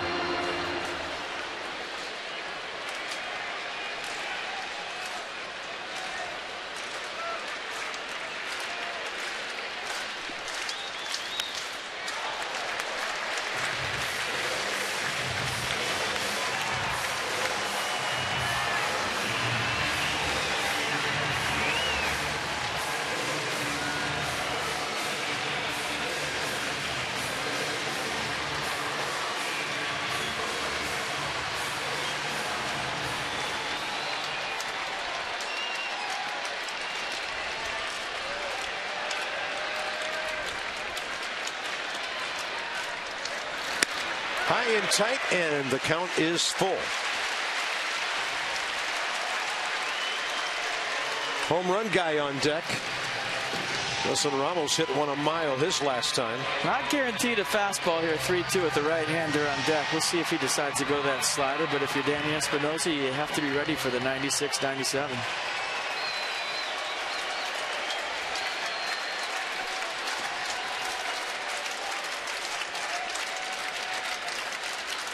Target away. Outside, bases loaded again. Danny Espinosa with a very good at bat. And it'll be a righty-righty power matchup. Barraclough against Ramos. Well, last time up, we saw a little Buffalo homer. It was his 12th of the year. And it was a far one. 444 on StatCast. And Matt Williams would like to see another one right here.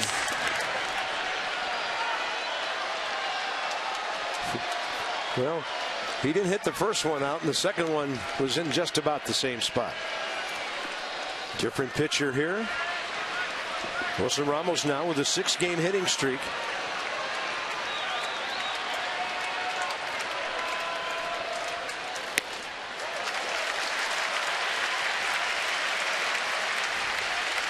Young pitcher, bases loaded, 1-run game. Pressure squarely on him, not you as the hitter.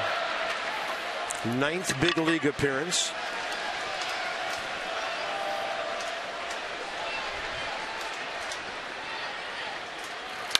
Ramos out towards second, and that's it. Natural strand 3. They've left 4 all night, back to within a run.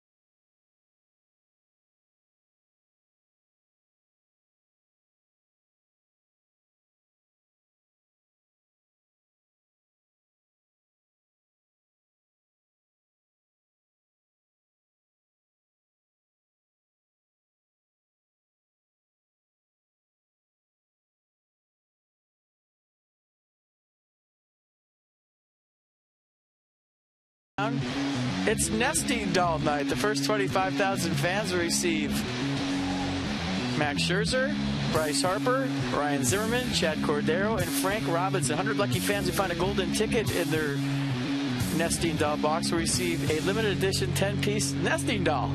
Or visit nationals.com to purchase your nesting doll tickets today for some nesting dolls.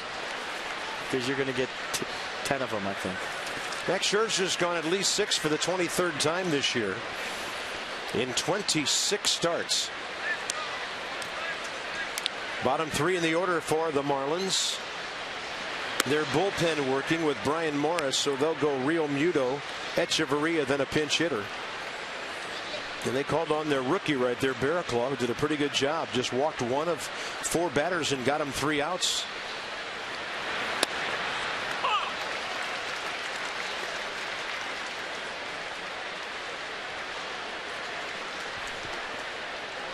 .75 pitches in the first 6 for Max. And a slow bouncer right side. Shoveled over there by Turner. That's a catcher who can run. And Trey took care of business for the out, and that's 10 straight for Max Scherzer. Trey's had a nice night with the glove. He's made some nifty plays at second. Remember, he went to his left in the outfield, made a sweet play, and then the foul pop, or right on the line pop up that he went a long way for. And now this shovel play to first base, having a really nice night with the glove at second base. A guy not used to playing there. Looking very comfortable at his new position. Yeah, how many times have we said that this year? It's been a lot. Versatile ball club, guys who can move around. Echeverria, the shortstop, 1 for 2. There's a guy who can play anywhere. By the way, Max due to bat second in the bottom of this inning.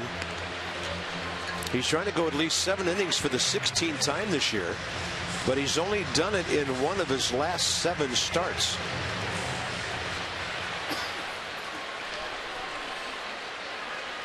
He's geared it up here, though, since that 4th inning home run. Pretty good 0-2 pitch, breaking ball low.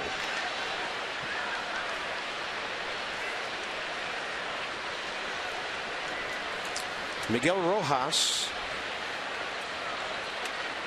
a 1-for-2 career against Scherzer, waiting to pinch hit. Fair ball, backhand. Rendon sets, fires, got him. Anthony Rendon putting on some kind of show at third base.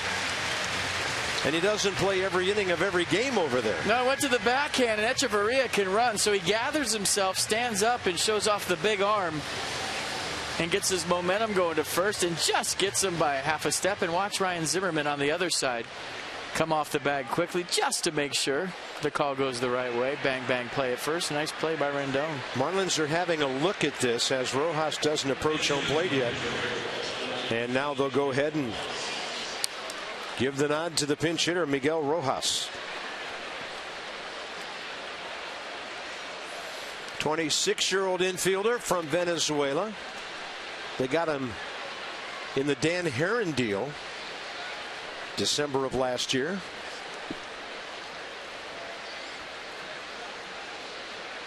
Two for 10 with 4 RBIs as a pinch hitter. And a home run against Max Scherzer. Felipe Rivero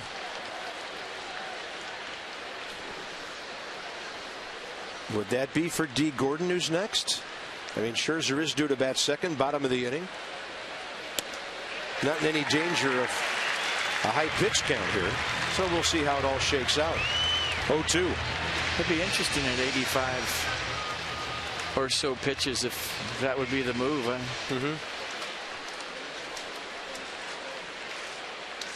Max has retired D. Gordon 2 of the 3 times tonight. And if this caught, don't worry about D. Gordon later. Turner under it. Max Scherzer has retired the last 12 Miami hitters. We arrive at the Hyundai 7th inning stretch. Nice crowd on a Friday night at Nationals Park. Late August. And now a 1-run deficit. A ways to go.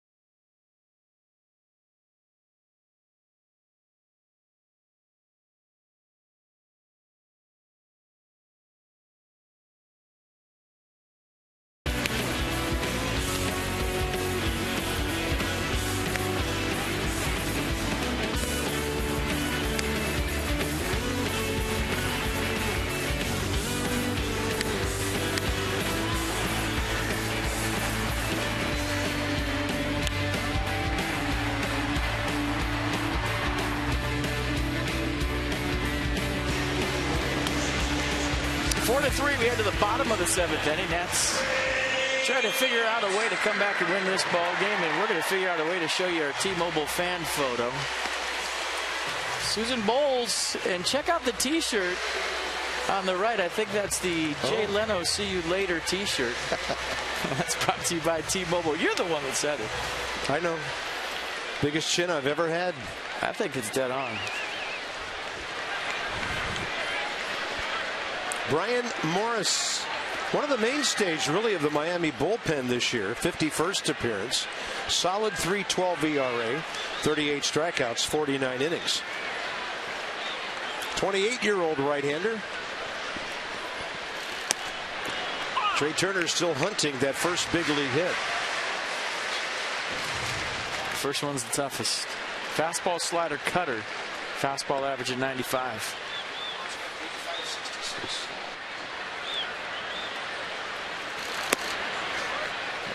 Matt Williams would love to have his wheels on here, down by 1 in the bottom of the 7th inning. Watch him run around a little bit. Clint Robinson on deck. 1-1 to Trey Turner.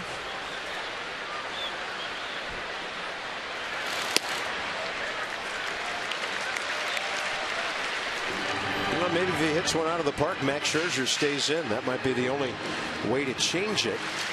Robinson waiting. Nats down by a run.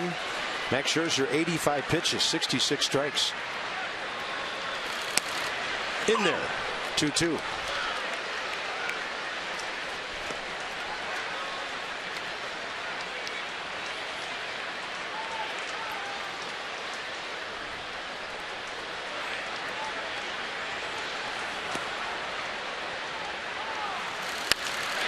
In the air to right, pretty well hit. Ichiro waiting for it. First out, 7th inning, and Clint Robinson's going back into the dugout, and Matt Dendecker's coming out. So Dendecker with nobody on base. Let's celebrate the P-Nats this year. They have great promotions, great giveaways. For tickets or info, call the number on your screen or go to the website.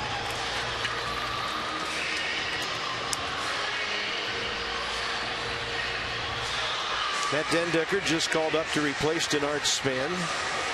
He was playing primarily left field, center field at Syracuse.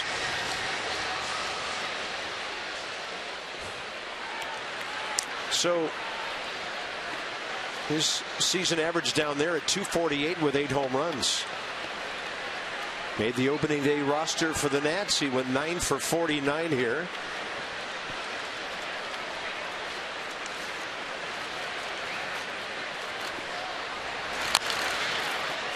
Looks like he had a little leg kick to his approach. He didn't do that first time around. He was more of a set that foot down guy and swing.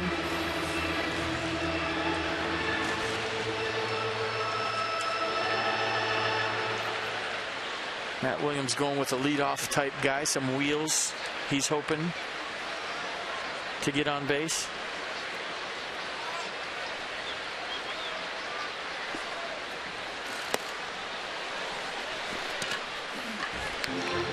Oh, 2.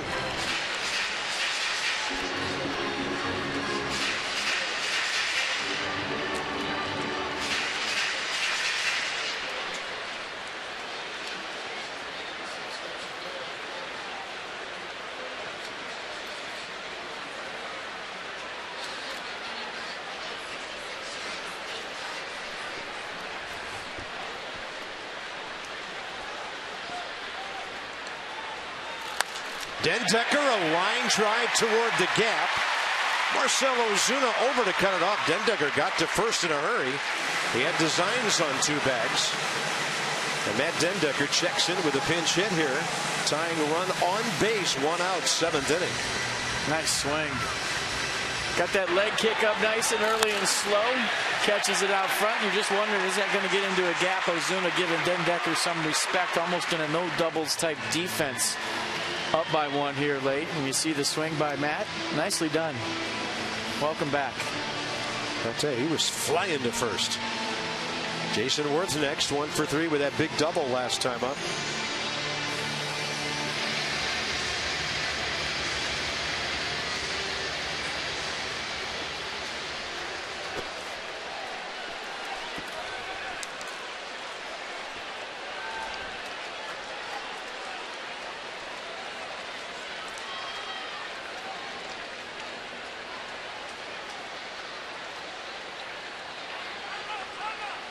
Time given very late.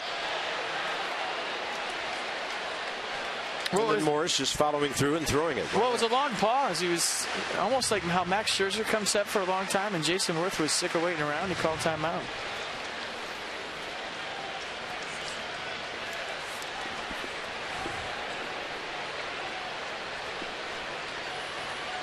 So this will be the first pitch of the at bat.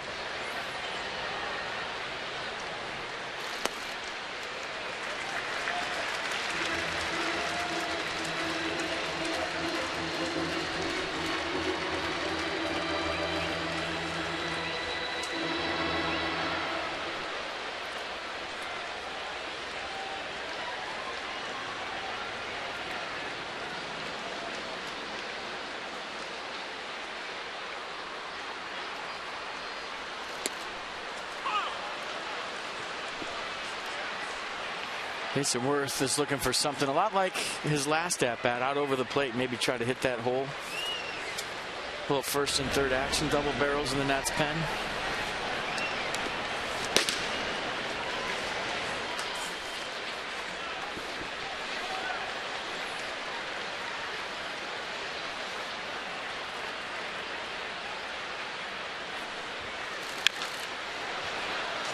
That'll take the count to 1-2.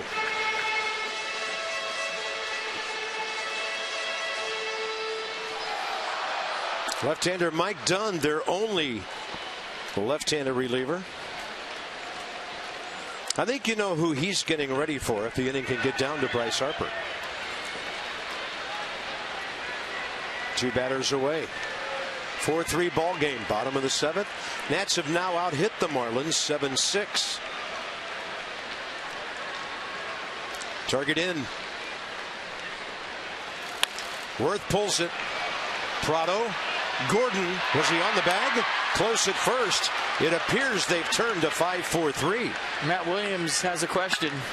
He's holding his hand up. I think Randy Noah's going to go to the phone, and they're going to check exactly what you were talking about. Marlins running off the field, but the Nats clubhouse having a look at this one.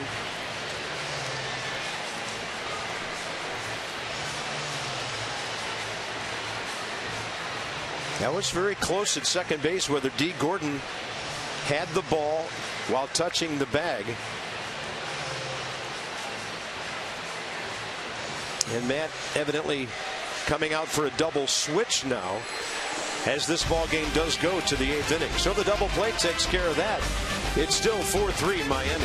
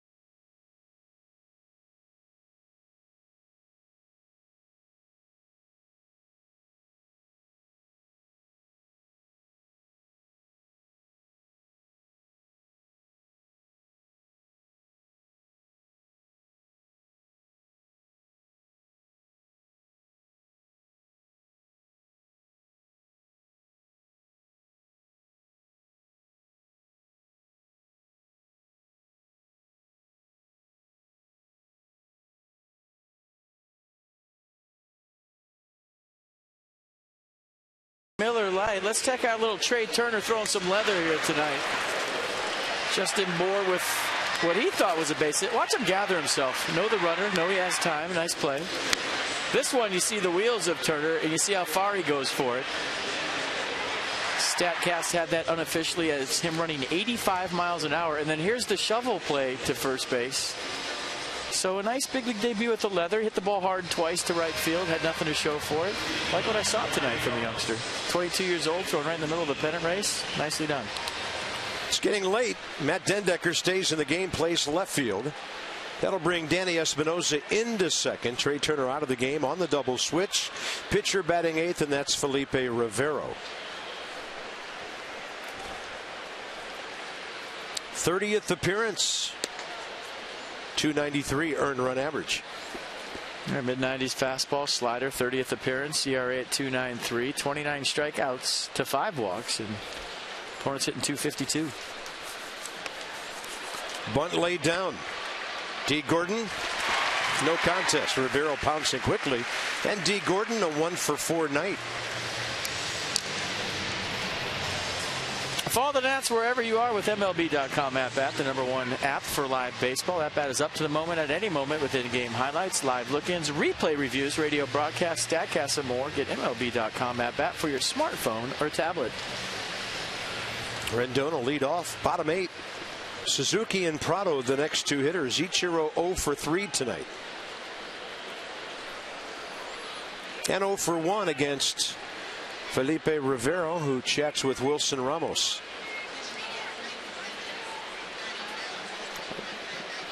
Blake Trinan, maybe for Prado. And Steve McCaddy coming out. This will be a little sequence to take up some time for Blake. Yeah, that's all it is. Blake Trinan just hopped up, so Steve McCaddy coming out. How you feel? Good? Okay, we're just stalling here. I'm going to stay out here until he comes and gets me. Back when I was on that Oakland staff. He said something funny. Felipe Rivero was laughing. He usually does.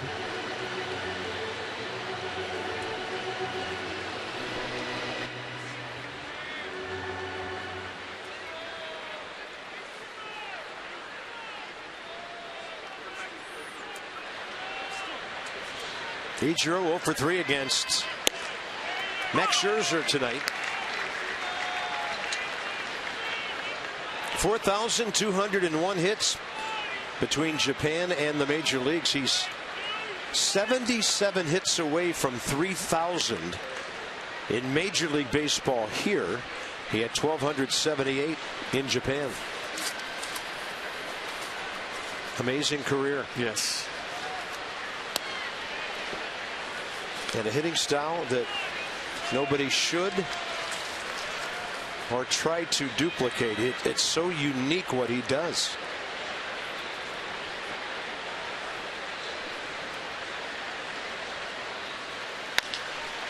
Pulls it right side. Danny Espinosa scampers to his left. And a great throw opening up his body toward Ryan Zimmerman. 2 outs. Difference in the ball game, FP. Couple of Miami long balls by Prado and Ozuna. Well, the one in the third, not a bad pitch for Max Scherzer. I mean, it's down and in. Sometimes good hitters beat good pitches. It's not like he left it right out over the plate. This one, however, Beltai and Marcell Ozuna hit it a ton to straightaway center field.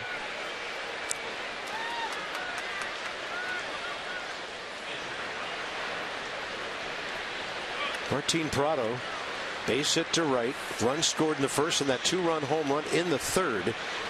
That made it 3-1. Felipe Rivero bolting strikes as he comes out, and in this situation faces the right-hander with nobody on base.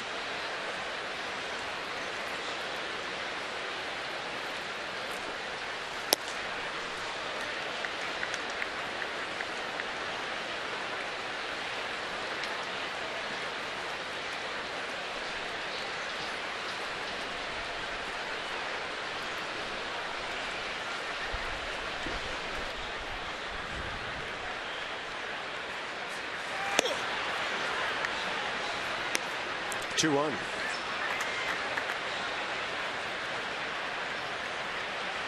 I mean, I guess Blake Trinan was coming in if Ichiro got on. That's all I can think of. He's still throwing down there. He's getting hot. And they have a left-hander, Dietrich, on deck. And then another one, Justin Moore, behind him.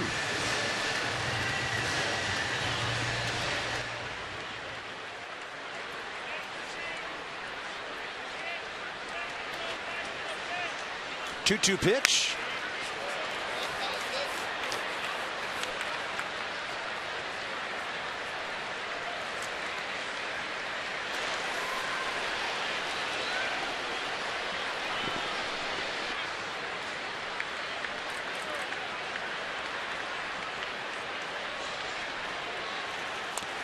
And a breaking ball that he just got a piece of. Mets picked up another run, but the Red Sox picked up a run, and it's 2-1 at Citi Field, New York, 7th inning.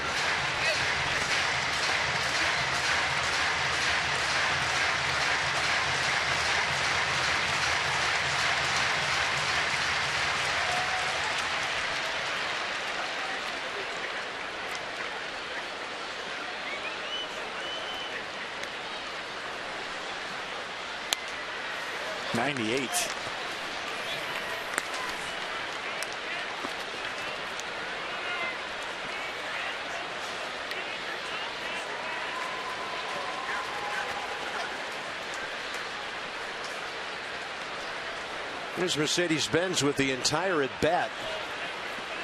High to low, way in to way out.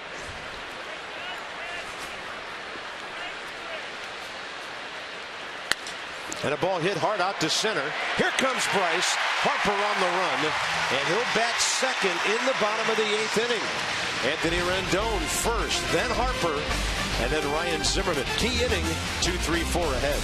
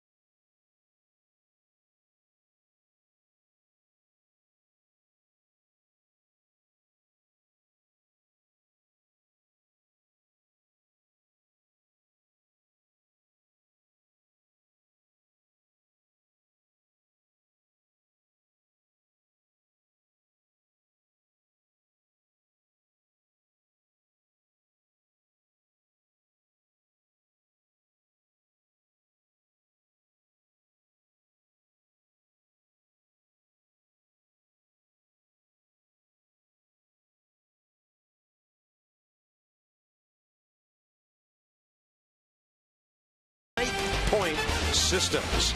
They offer the technology you need when you need it. Somebody in the team store knew that Desmond and Ramos were going deep tonight. But I see a 34 up there too. Come in. So in the bottom of the 8th inning, it looks like Brian Morris stays in for Anthony Rendon, and then they'll have Mike Dunn ready for Harper. Anthony 1 for 3, base hit last time. Part of a 1-run 6th inning. The Nats then loaded the bases but came up a little short.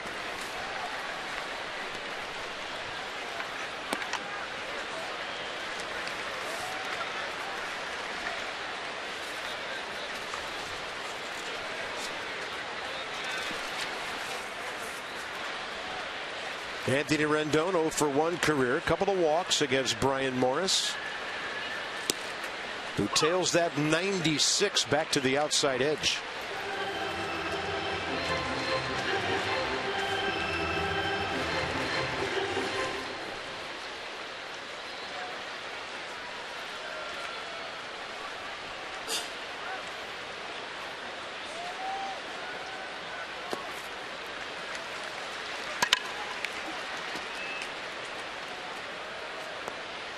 Gear up for a heater.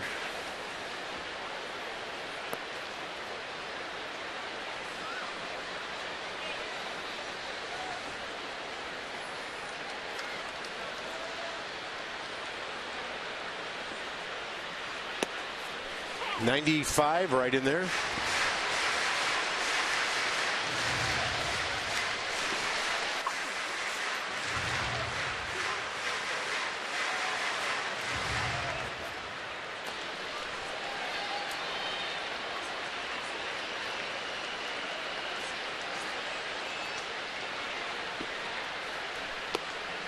And Anthony Rendon works the count full.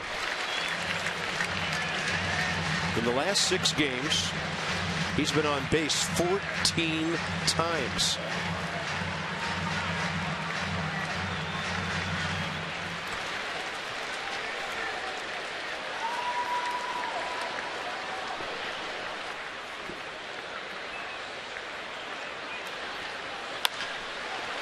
Over to third, cut off by Prado. 1 out. That should be it for Morris. Mike Dunn's been ready for a while. Yep. And here comes Dan Jennings. So Morris will give them a scoreless inning and a third. He gave up a hit to Dedecker last inning, but the double play took care of that. We'll check the matchup numbers on Harper versus Dunn coming up.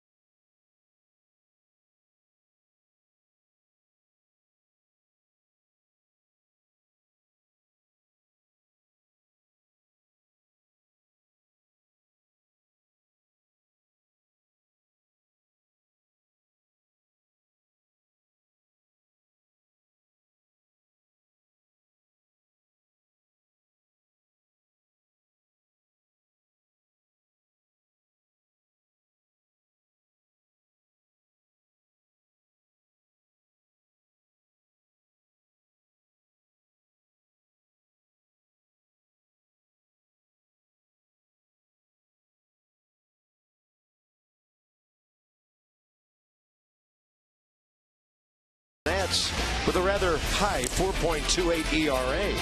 The Nats will counter with Jordan Zimmerman, who's beaten the Marlins 7 of 11 decisions. In his career, he'll be looking for number 11. Jordan is 10-8 with a .354 earned run average. Johnny and Ray, Nats Extra 6:30. First pitch 7:05 from Jordan Zimmerman tomorrow night. Left-hander Mike Dunn. A 2-pitch guy, fastball 95, slider 87. Hit the fastball up to 96, 97, 58th appearance, 51 strikeouts versus 20 walks, 4.85 ERA, and lefties hitting .224 against Mike Dunn. Bryce Harper against Mike Dunn, career 2 for 15. One of those hits a home run. 1 out, bases empty, bottom 8. In a 4-3 game, it's a 3-2 game in New York. The Red Sox just picked up 2.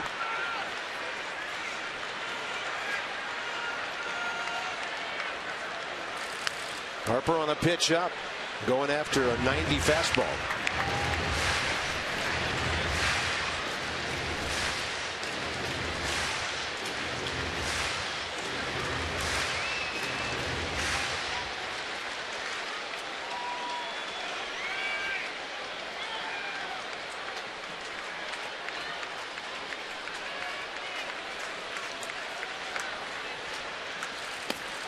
Bryce shows bunt.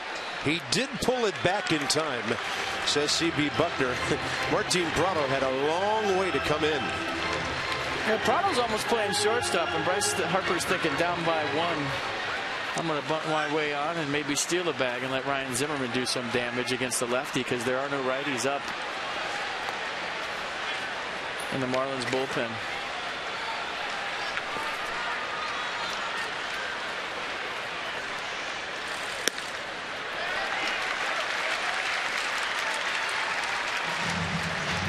Danger. And if Bryce doesn't get something he can drive, he might just slam one right by Prado.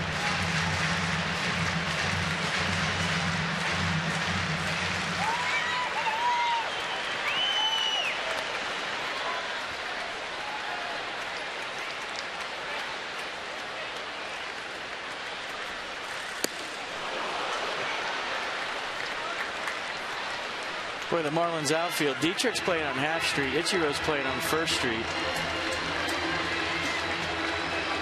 And Ozuna's playing by the dumpsters out there. I mean, they are deeper than deep, playing no doubles defense, almost on the warning track, all three of them.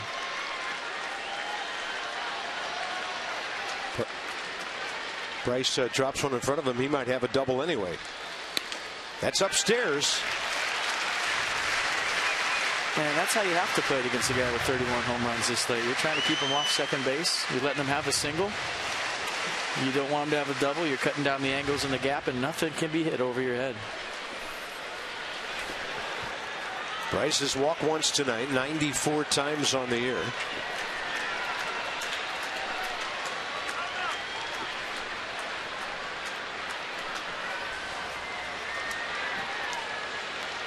So Dunn's got to throw a strike. Whatever pitch he can throw for a strike.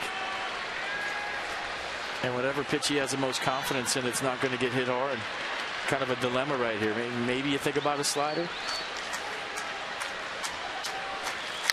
Harper pulls it. Ball hit sharply, but D. Gordon right there. Marlins bullpen has been solid here. And that's 2 outs in the 8th inning with Ryan Zimmerman coming up. Check out the sequence. Mike Dunn versus Bryce Harper. We'll show you all the pitches and where they were. First pitch looked like a fastball up. Bryce fouled it back. That one way out of the zone at 96. This one elevated too. Bryce frustrated that he chased it. And the best pitch he saw was the last one.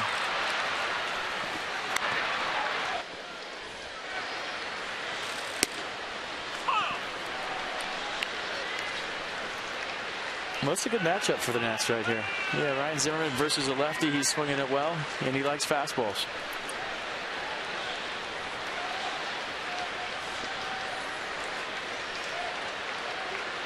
Zimmerman 2 for 5 career against the left-hander.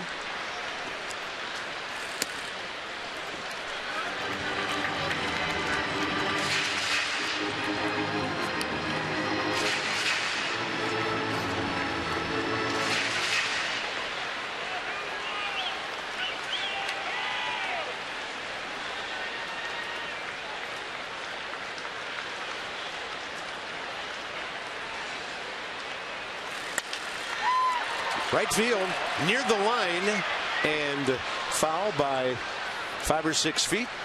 Strike 2. I think he got a slider right there, 89.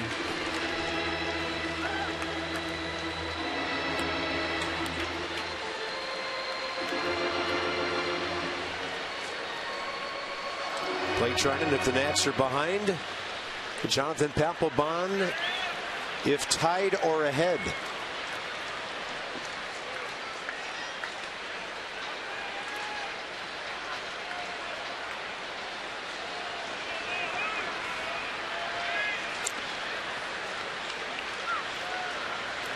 One-two pitch in a one-run game.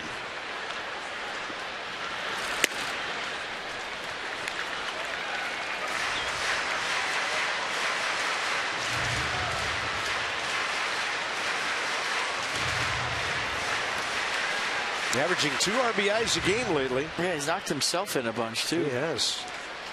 6 home runs since coming back. 24 batted in. Ryan averaging an RBI of about every 6 at bats, and he has one here tonight on the sac fly.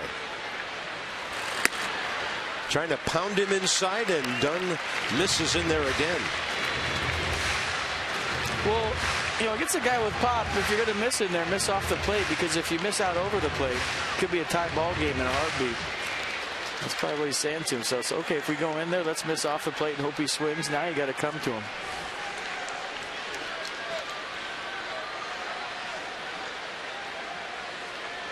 Shook 3 times to a slider. Over the mound, here comes Echeverria on the run, and that's a 1-2-3-8 for 2 Miami relievers. To the 9th we go. It's the Marlins on top, 4-3.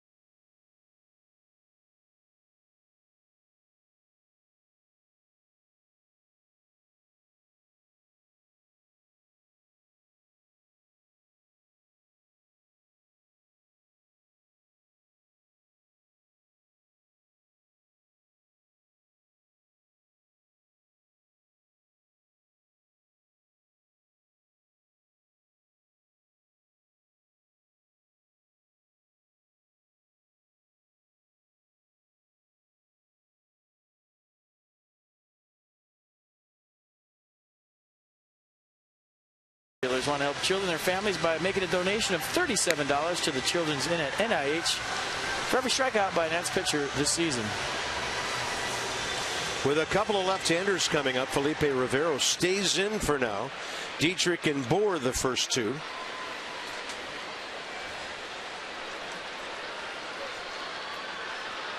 Desmond Espinosa Ramos, bottom of this inning. Essential right now to keep this a 1-run game. Absolutely. And then you're hoping you see some fight. Dietrich 1 for 3, RBI double first inning. This one out to center will back up Bryce Harper a bit. 1 pitch, 1 out. That's 4 straight for Rivero. In fact, 16 consecutive Miami batters have been retired since Ozuna's homer 4th inning. That's going to go ahead and make the move, with Casey McGee being announced as the pinch hitter for Justin Bohr. So a good job by Rivero to keep the Marlins at bay. 4-3, 9th inning. Looks like Blake Trinan.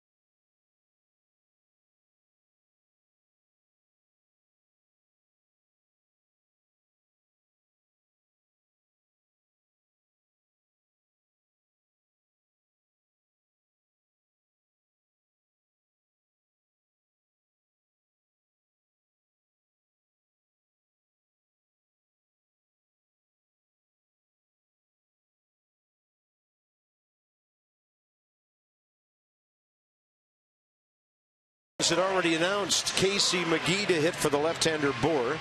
So here comes Treinen, who's returned from the minor leagues and been very good lately.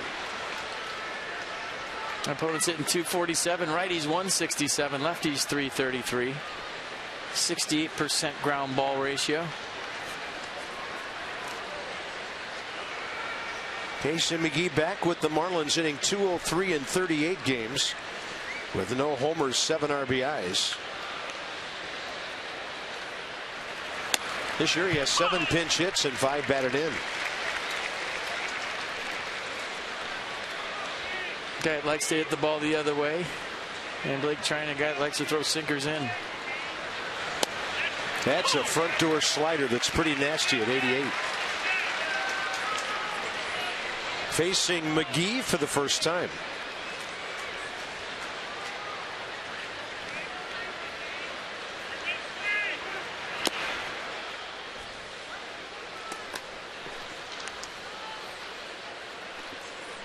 A.J. Ramos is their closer now, with Steve Cishek now departed. And he's been known to have some adventurous ninth innings.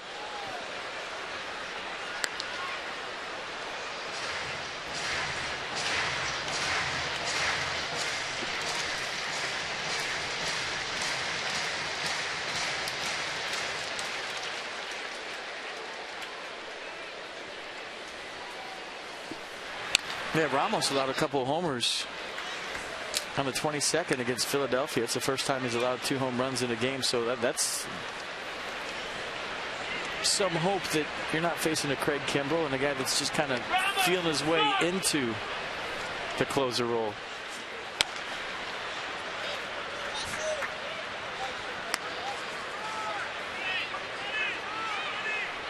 Yeah, we'll tell you more about Ramos's adventure against the Nats on July 28th when he comes in. Right now, 1 out in the 9th. McGee and then Ozuna here against Blake Treinen. Casey McGee swinging a miss on 88. That hard slider ending up outside. 2 outs. Beautiful slider right here from Blake Treinen. Look at get on top of it, just kind of effortless like the rest of his repertoire. That one nasty. And I think your word right there is a good one, because Blake has so much power and so much stuff. It appears he doesn't have to be a max effort guy to strike people out. Well, when he is, that's when he gets in trouble. That ball is scorched into left. Going to hit the wall on a hop. Dendecker up with it. Strong throw to second.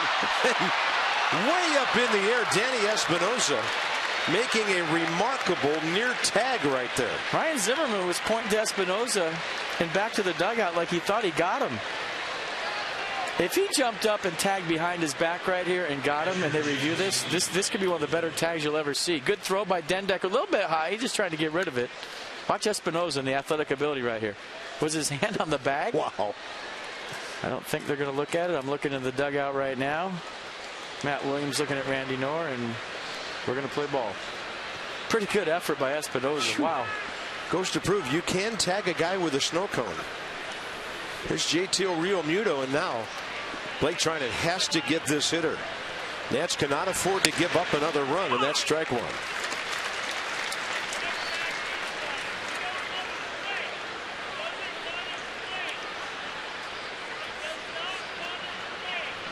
Picking up all kinds of fun audio tonight. JT Realmuto facing Treinen for the first time. Somebody's saying he doesn't want to swing.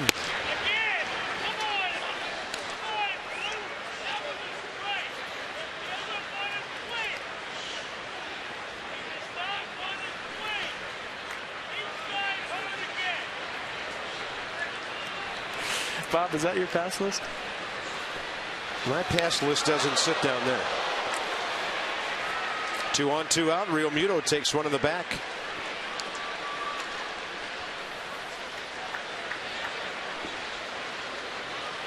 Well, now you got to go. Yeah, now you got a guy who puts the bat on the ball.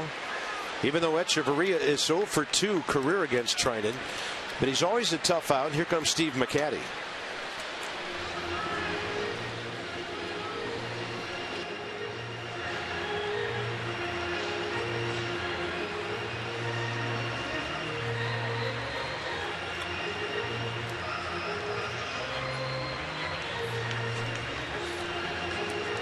Matt Thornton. And they have one left-handed bat on their bench. It's Christian Yelich, who's a bit banged up right now, coming back from a knee problem. And then he hit a foul ball off of his ankle a few days ago, so he's limping around, but he would be available to pinch hit. Right now they're showing Cole Gillespie on deck. And he's it with Yelich, other than their backup catcher, Jeff Mathis.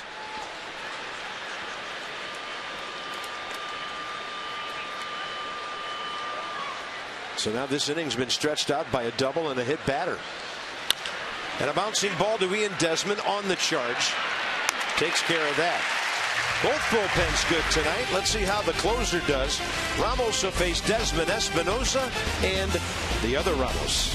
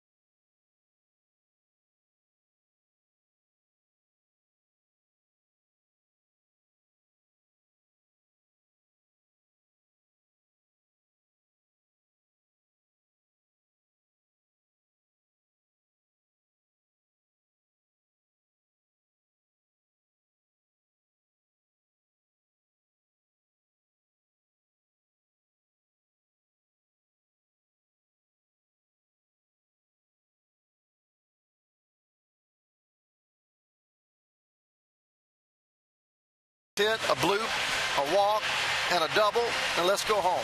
Something like that.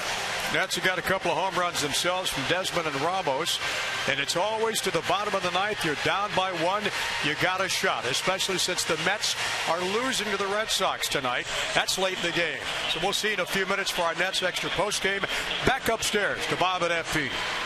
Yeah, thank you, Johnny, and thank you, Ray. Last time Ramos closed out a game, his 17th save, July 28th at Miami, he walked Taylor, gave up a double to Robinson, walked Anthony Rendon, and then got out of the ball game with an Escobar double play ball. And that was a 4-1 win. So they put Cole Gillespie in left field and make a double switch here. Casey McGee, after pinch hitting, stays into play first. There's the A.J. Ramos. The arsenal is fastball 93, slider 82, changeup 24% of the time, 23% of the time 86. And I like where Ray Knight's head is at. A couple guys on, a double, see what happens. Die hard, go down fighting. Ian Desmond against A.J. Ramos' career 4 for 8. With a base on balls and 4 runs batted in. Or get some chocolate syrup ready because it's been a while. Haven't seen the bucket of filth in a while either. Nats haven't had a walk-off in 2 months and 4 days.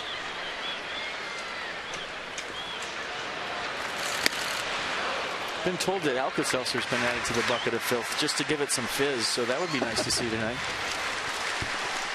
Lats walk off for the Nats, and Ian Desmond sac fly to beat Atlanta in 11 innings Wednesday, June 24. Just to bring up a pleasant memory. 1-1 to Ian. Got a breaking ball, base hit. Tying run on base to lead off the bottom of the ninth. Well, there's one. 5 out of 9 now career against this pitcher. Well, you see Martin Prado playing no doubles. He's on the line. If he'd been playing straight up, he might have had a chance for that because he's guarded against the double. He and Desmond with the single and stir up that bucket of filth.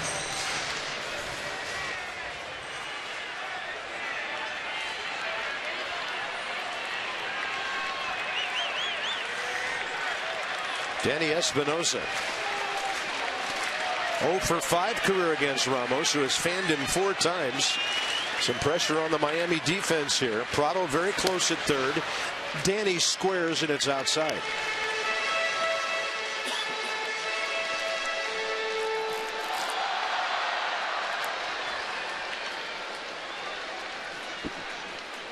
Yeah, Prado right in his face. His best chance is bunting it to first base to Casey McGee. Doesn't have to be a great bunt with the speed of Ian Desmond. Just get it down in the dirt, watch him go. See if they do it again. He's in the back of the box. I don't know if it's still on. It is. He steps up, pops it up straight back, and fortunately, Real Muto, no time to get back there.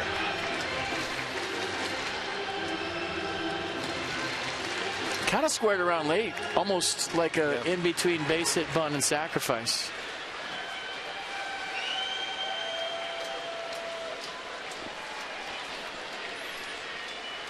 Nats need to at least tie this thing because the Mets just tied it up with Boston. 7th inning. And a big game situation for the Nationals here.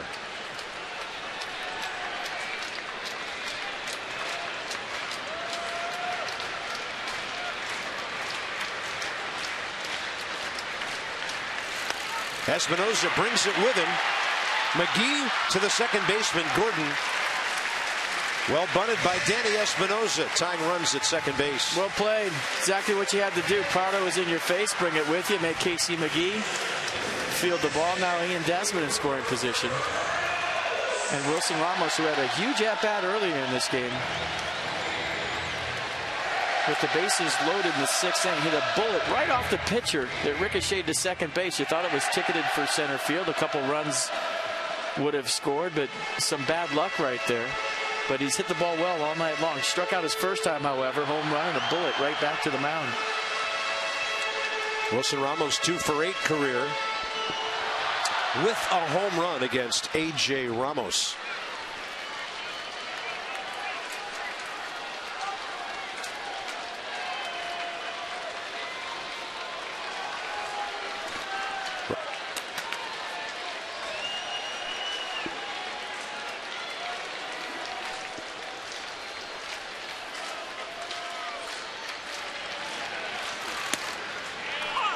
.82 on a breaking ball up and a called strike. Not where you want to throw a breaking ball late in the game with a guy that has some pop. A little bit outside. That's Clint Robinson, pardon me, FP, the pitcher spot next. That's why we're showing you Clint. Yeah, you don't want to throw that slider up there. I mean, the first one was a little away, that one was in. But if you're throwing a slider late in the game, and Wilson Ramos can cover that pitch, you want to bury it. You want it down. You're looking for a ground ball. Those last 2 from Ramos were hangers.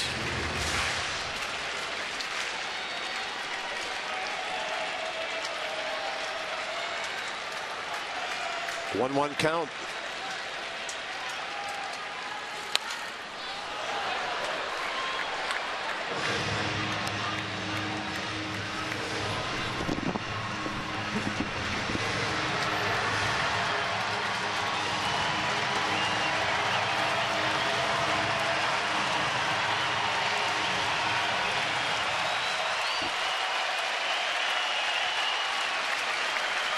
Tying run right behind the pitcher here. 1 out, bottom of the 9th.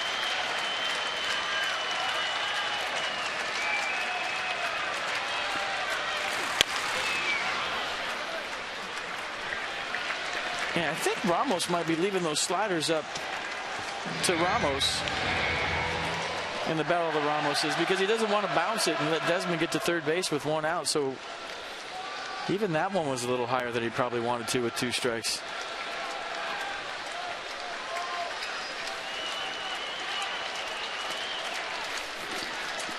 Everybody on the top step.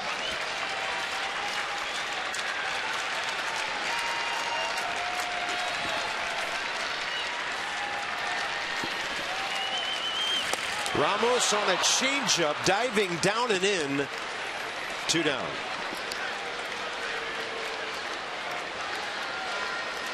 Yeah, he saw fastballs and sliders, and then Ramos goes changeup. I think he saw fastball out of his hand, and when he swung, he realized it was the off-speed pitch for strike 3. Glenn Robinson now pinch hitting for Blake Treinen.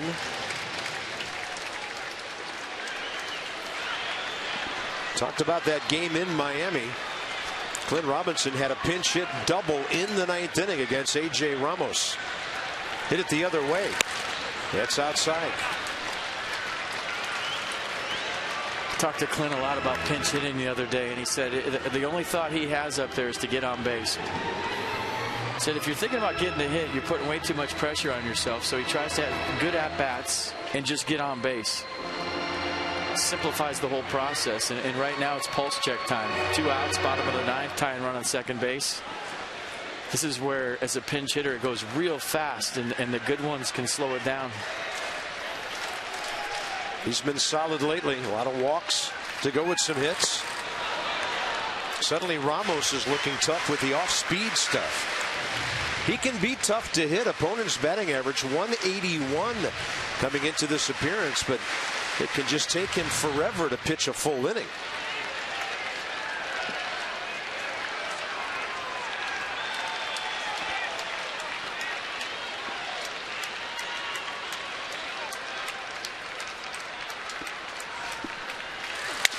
Robinson to right.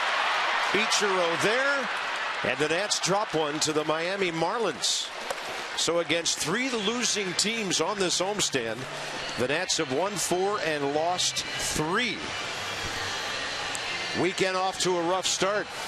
Bryce Harper on base a couple of times tonight, but the Nats could not generate enough offense to make the comeback. For FP, I'm Bob Carpenter. Marlins 4, Nats 3. Tomorrow, 6:30, Johnny and Ray. Game 2 of the weekend series. It will be Jordan Zimmerman against Tom Kohler. This has been a presentation of Masson. Stay tuned. Nats Extra post-game coming up next. And from the booth, so long for just a while.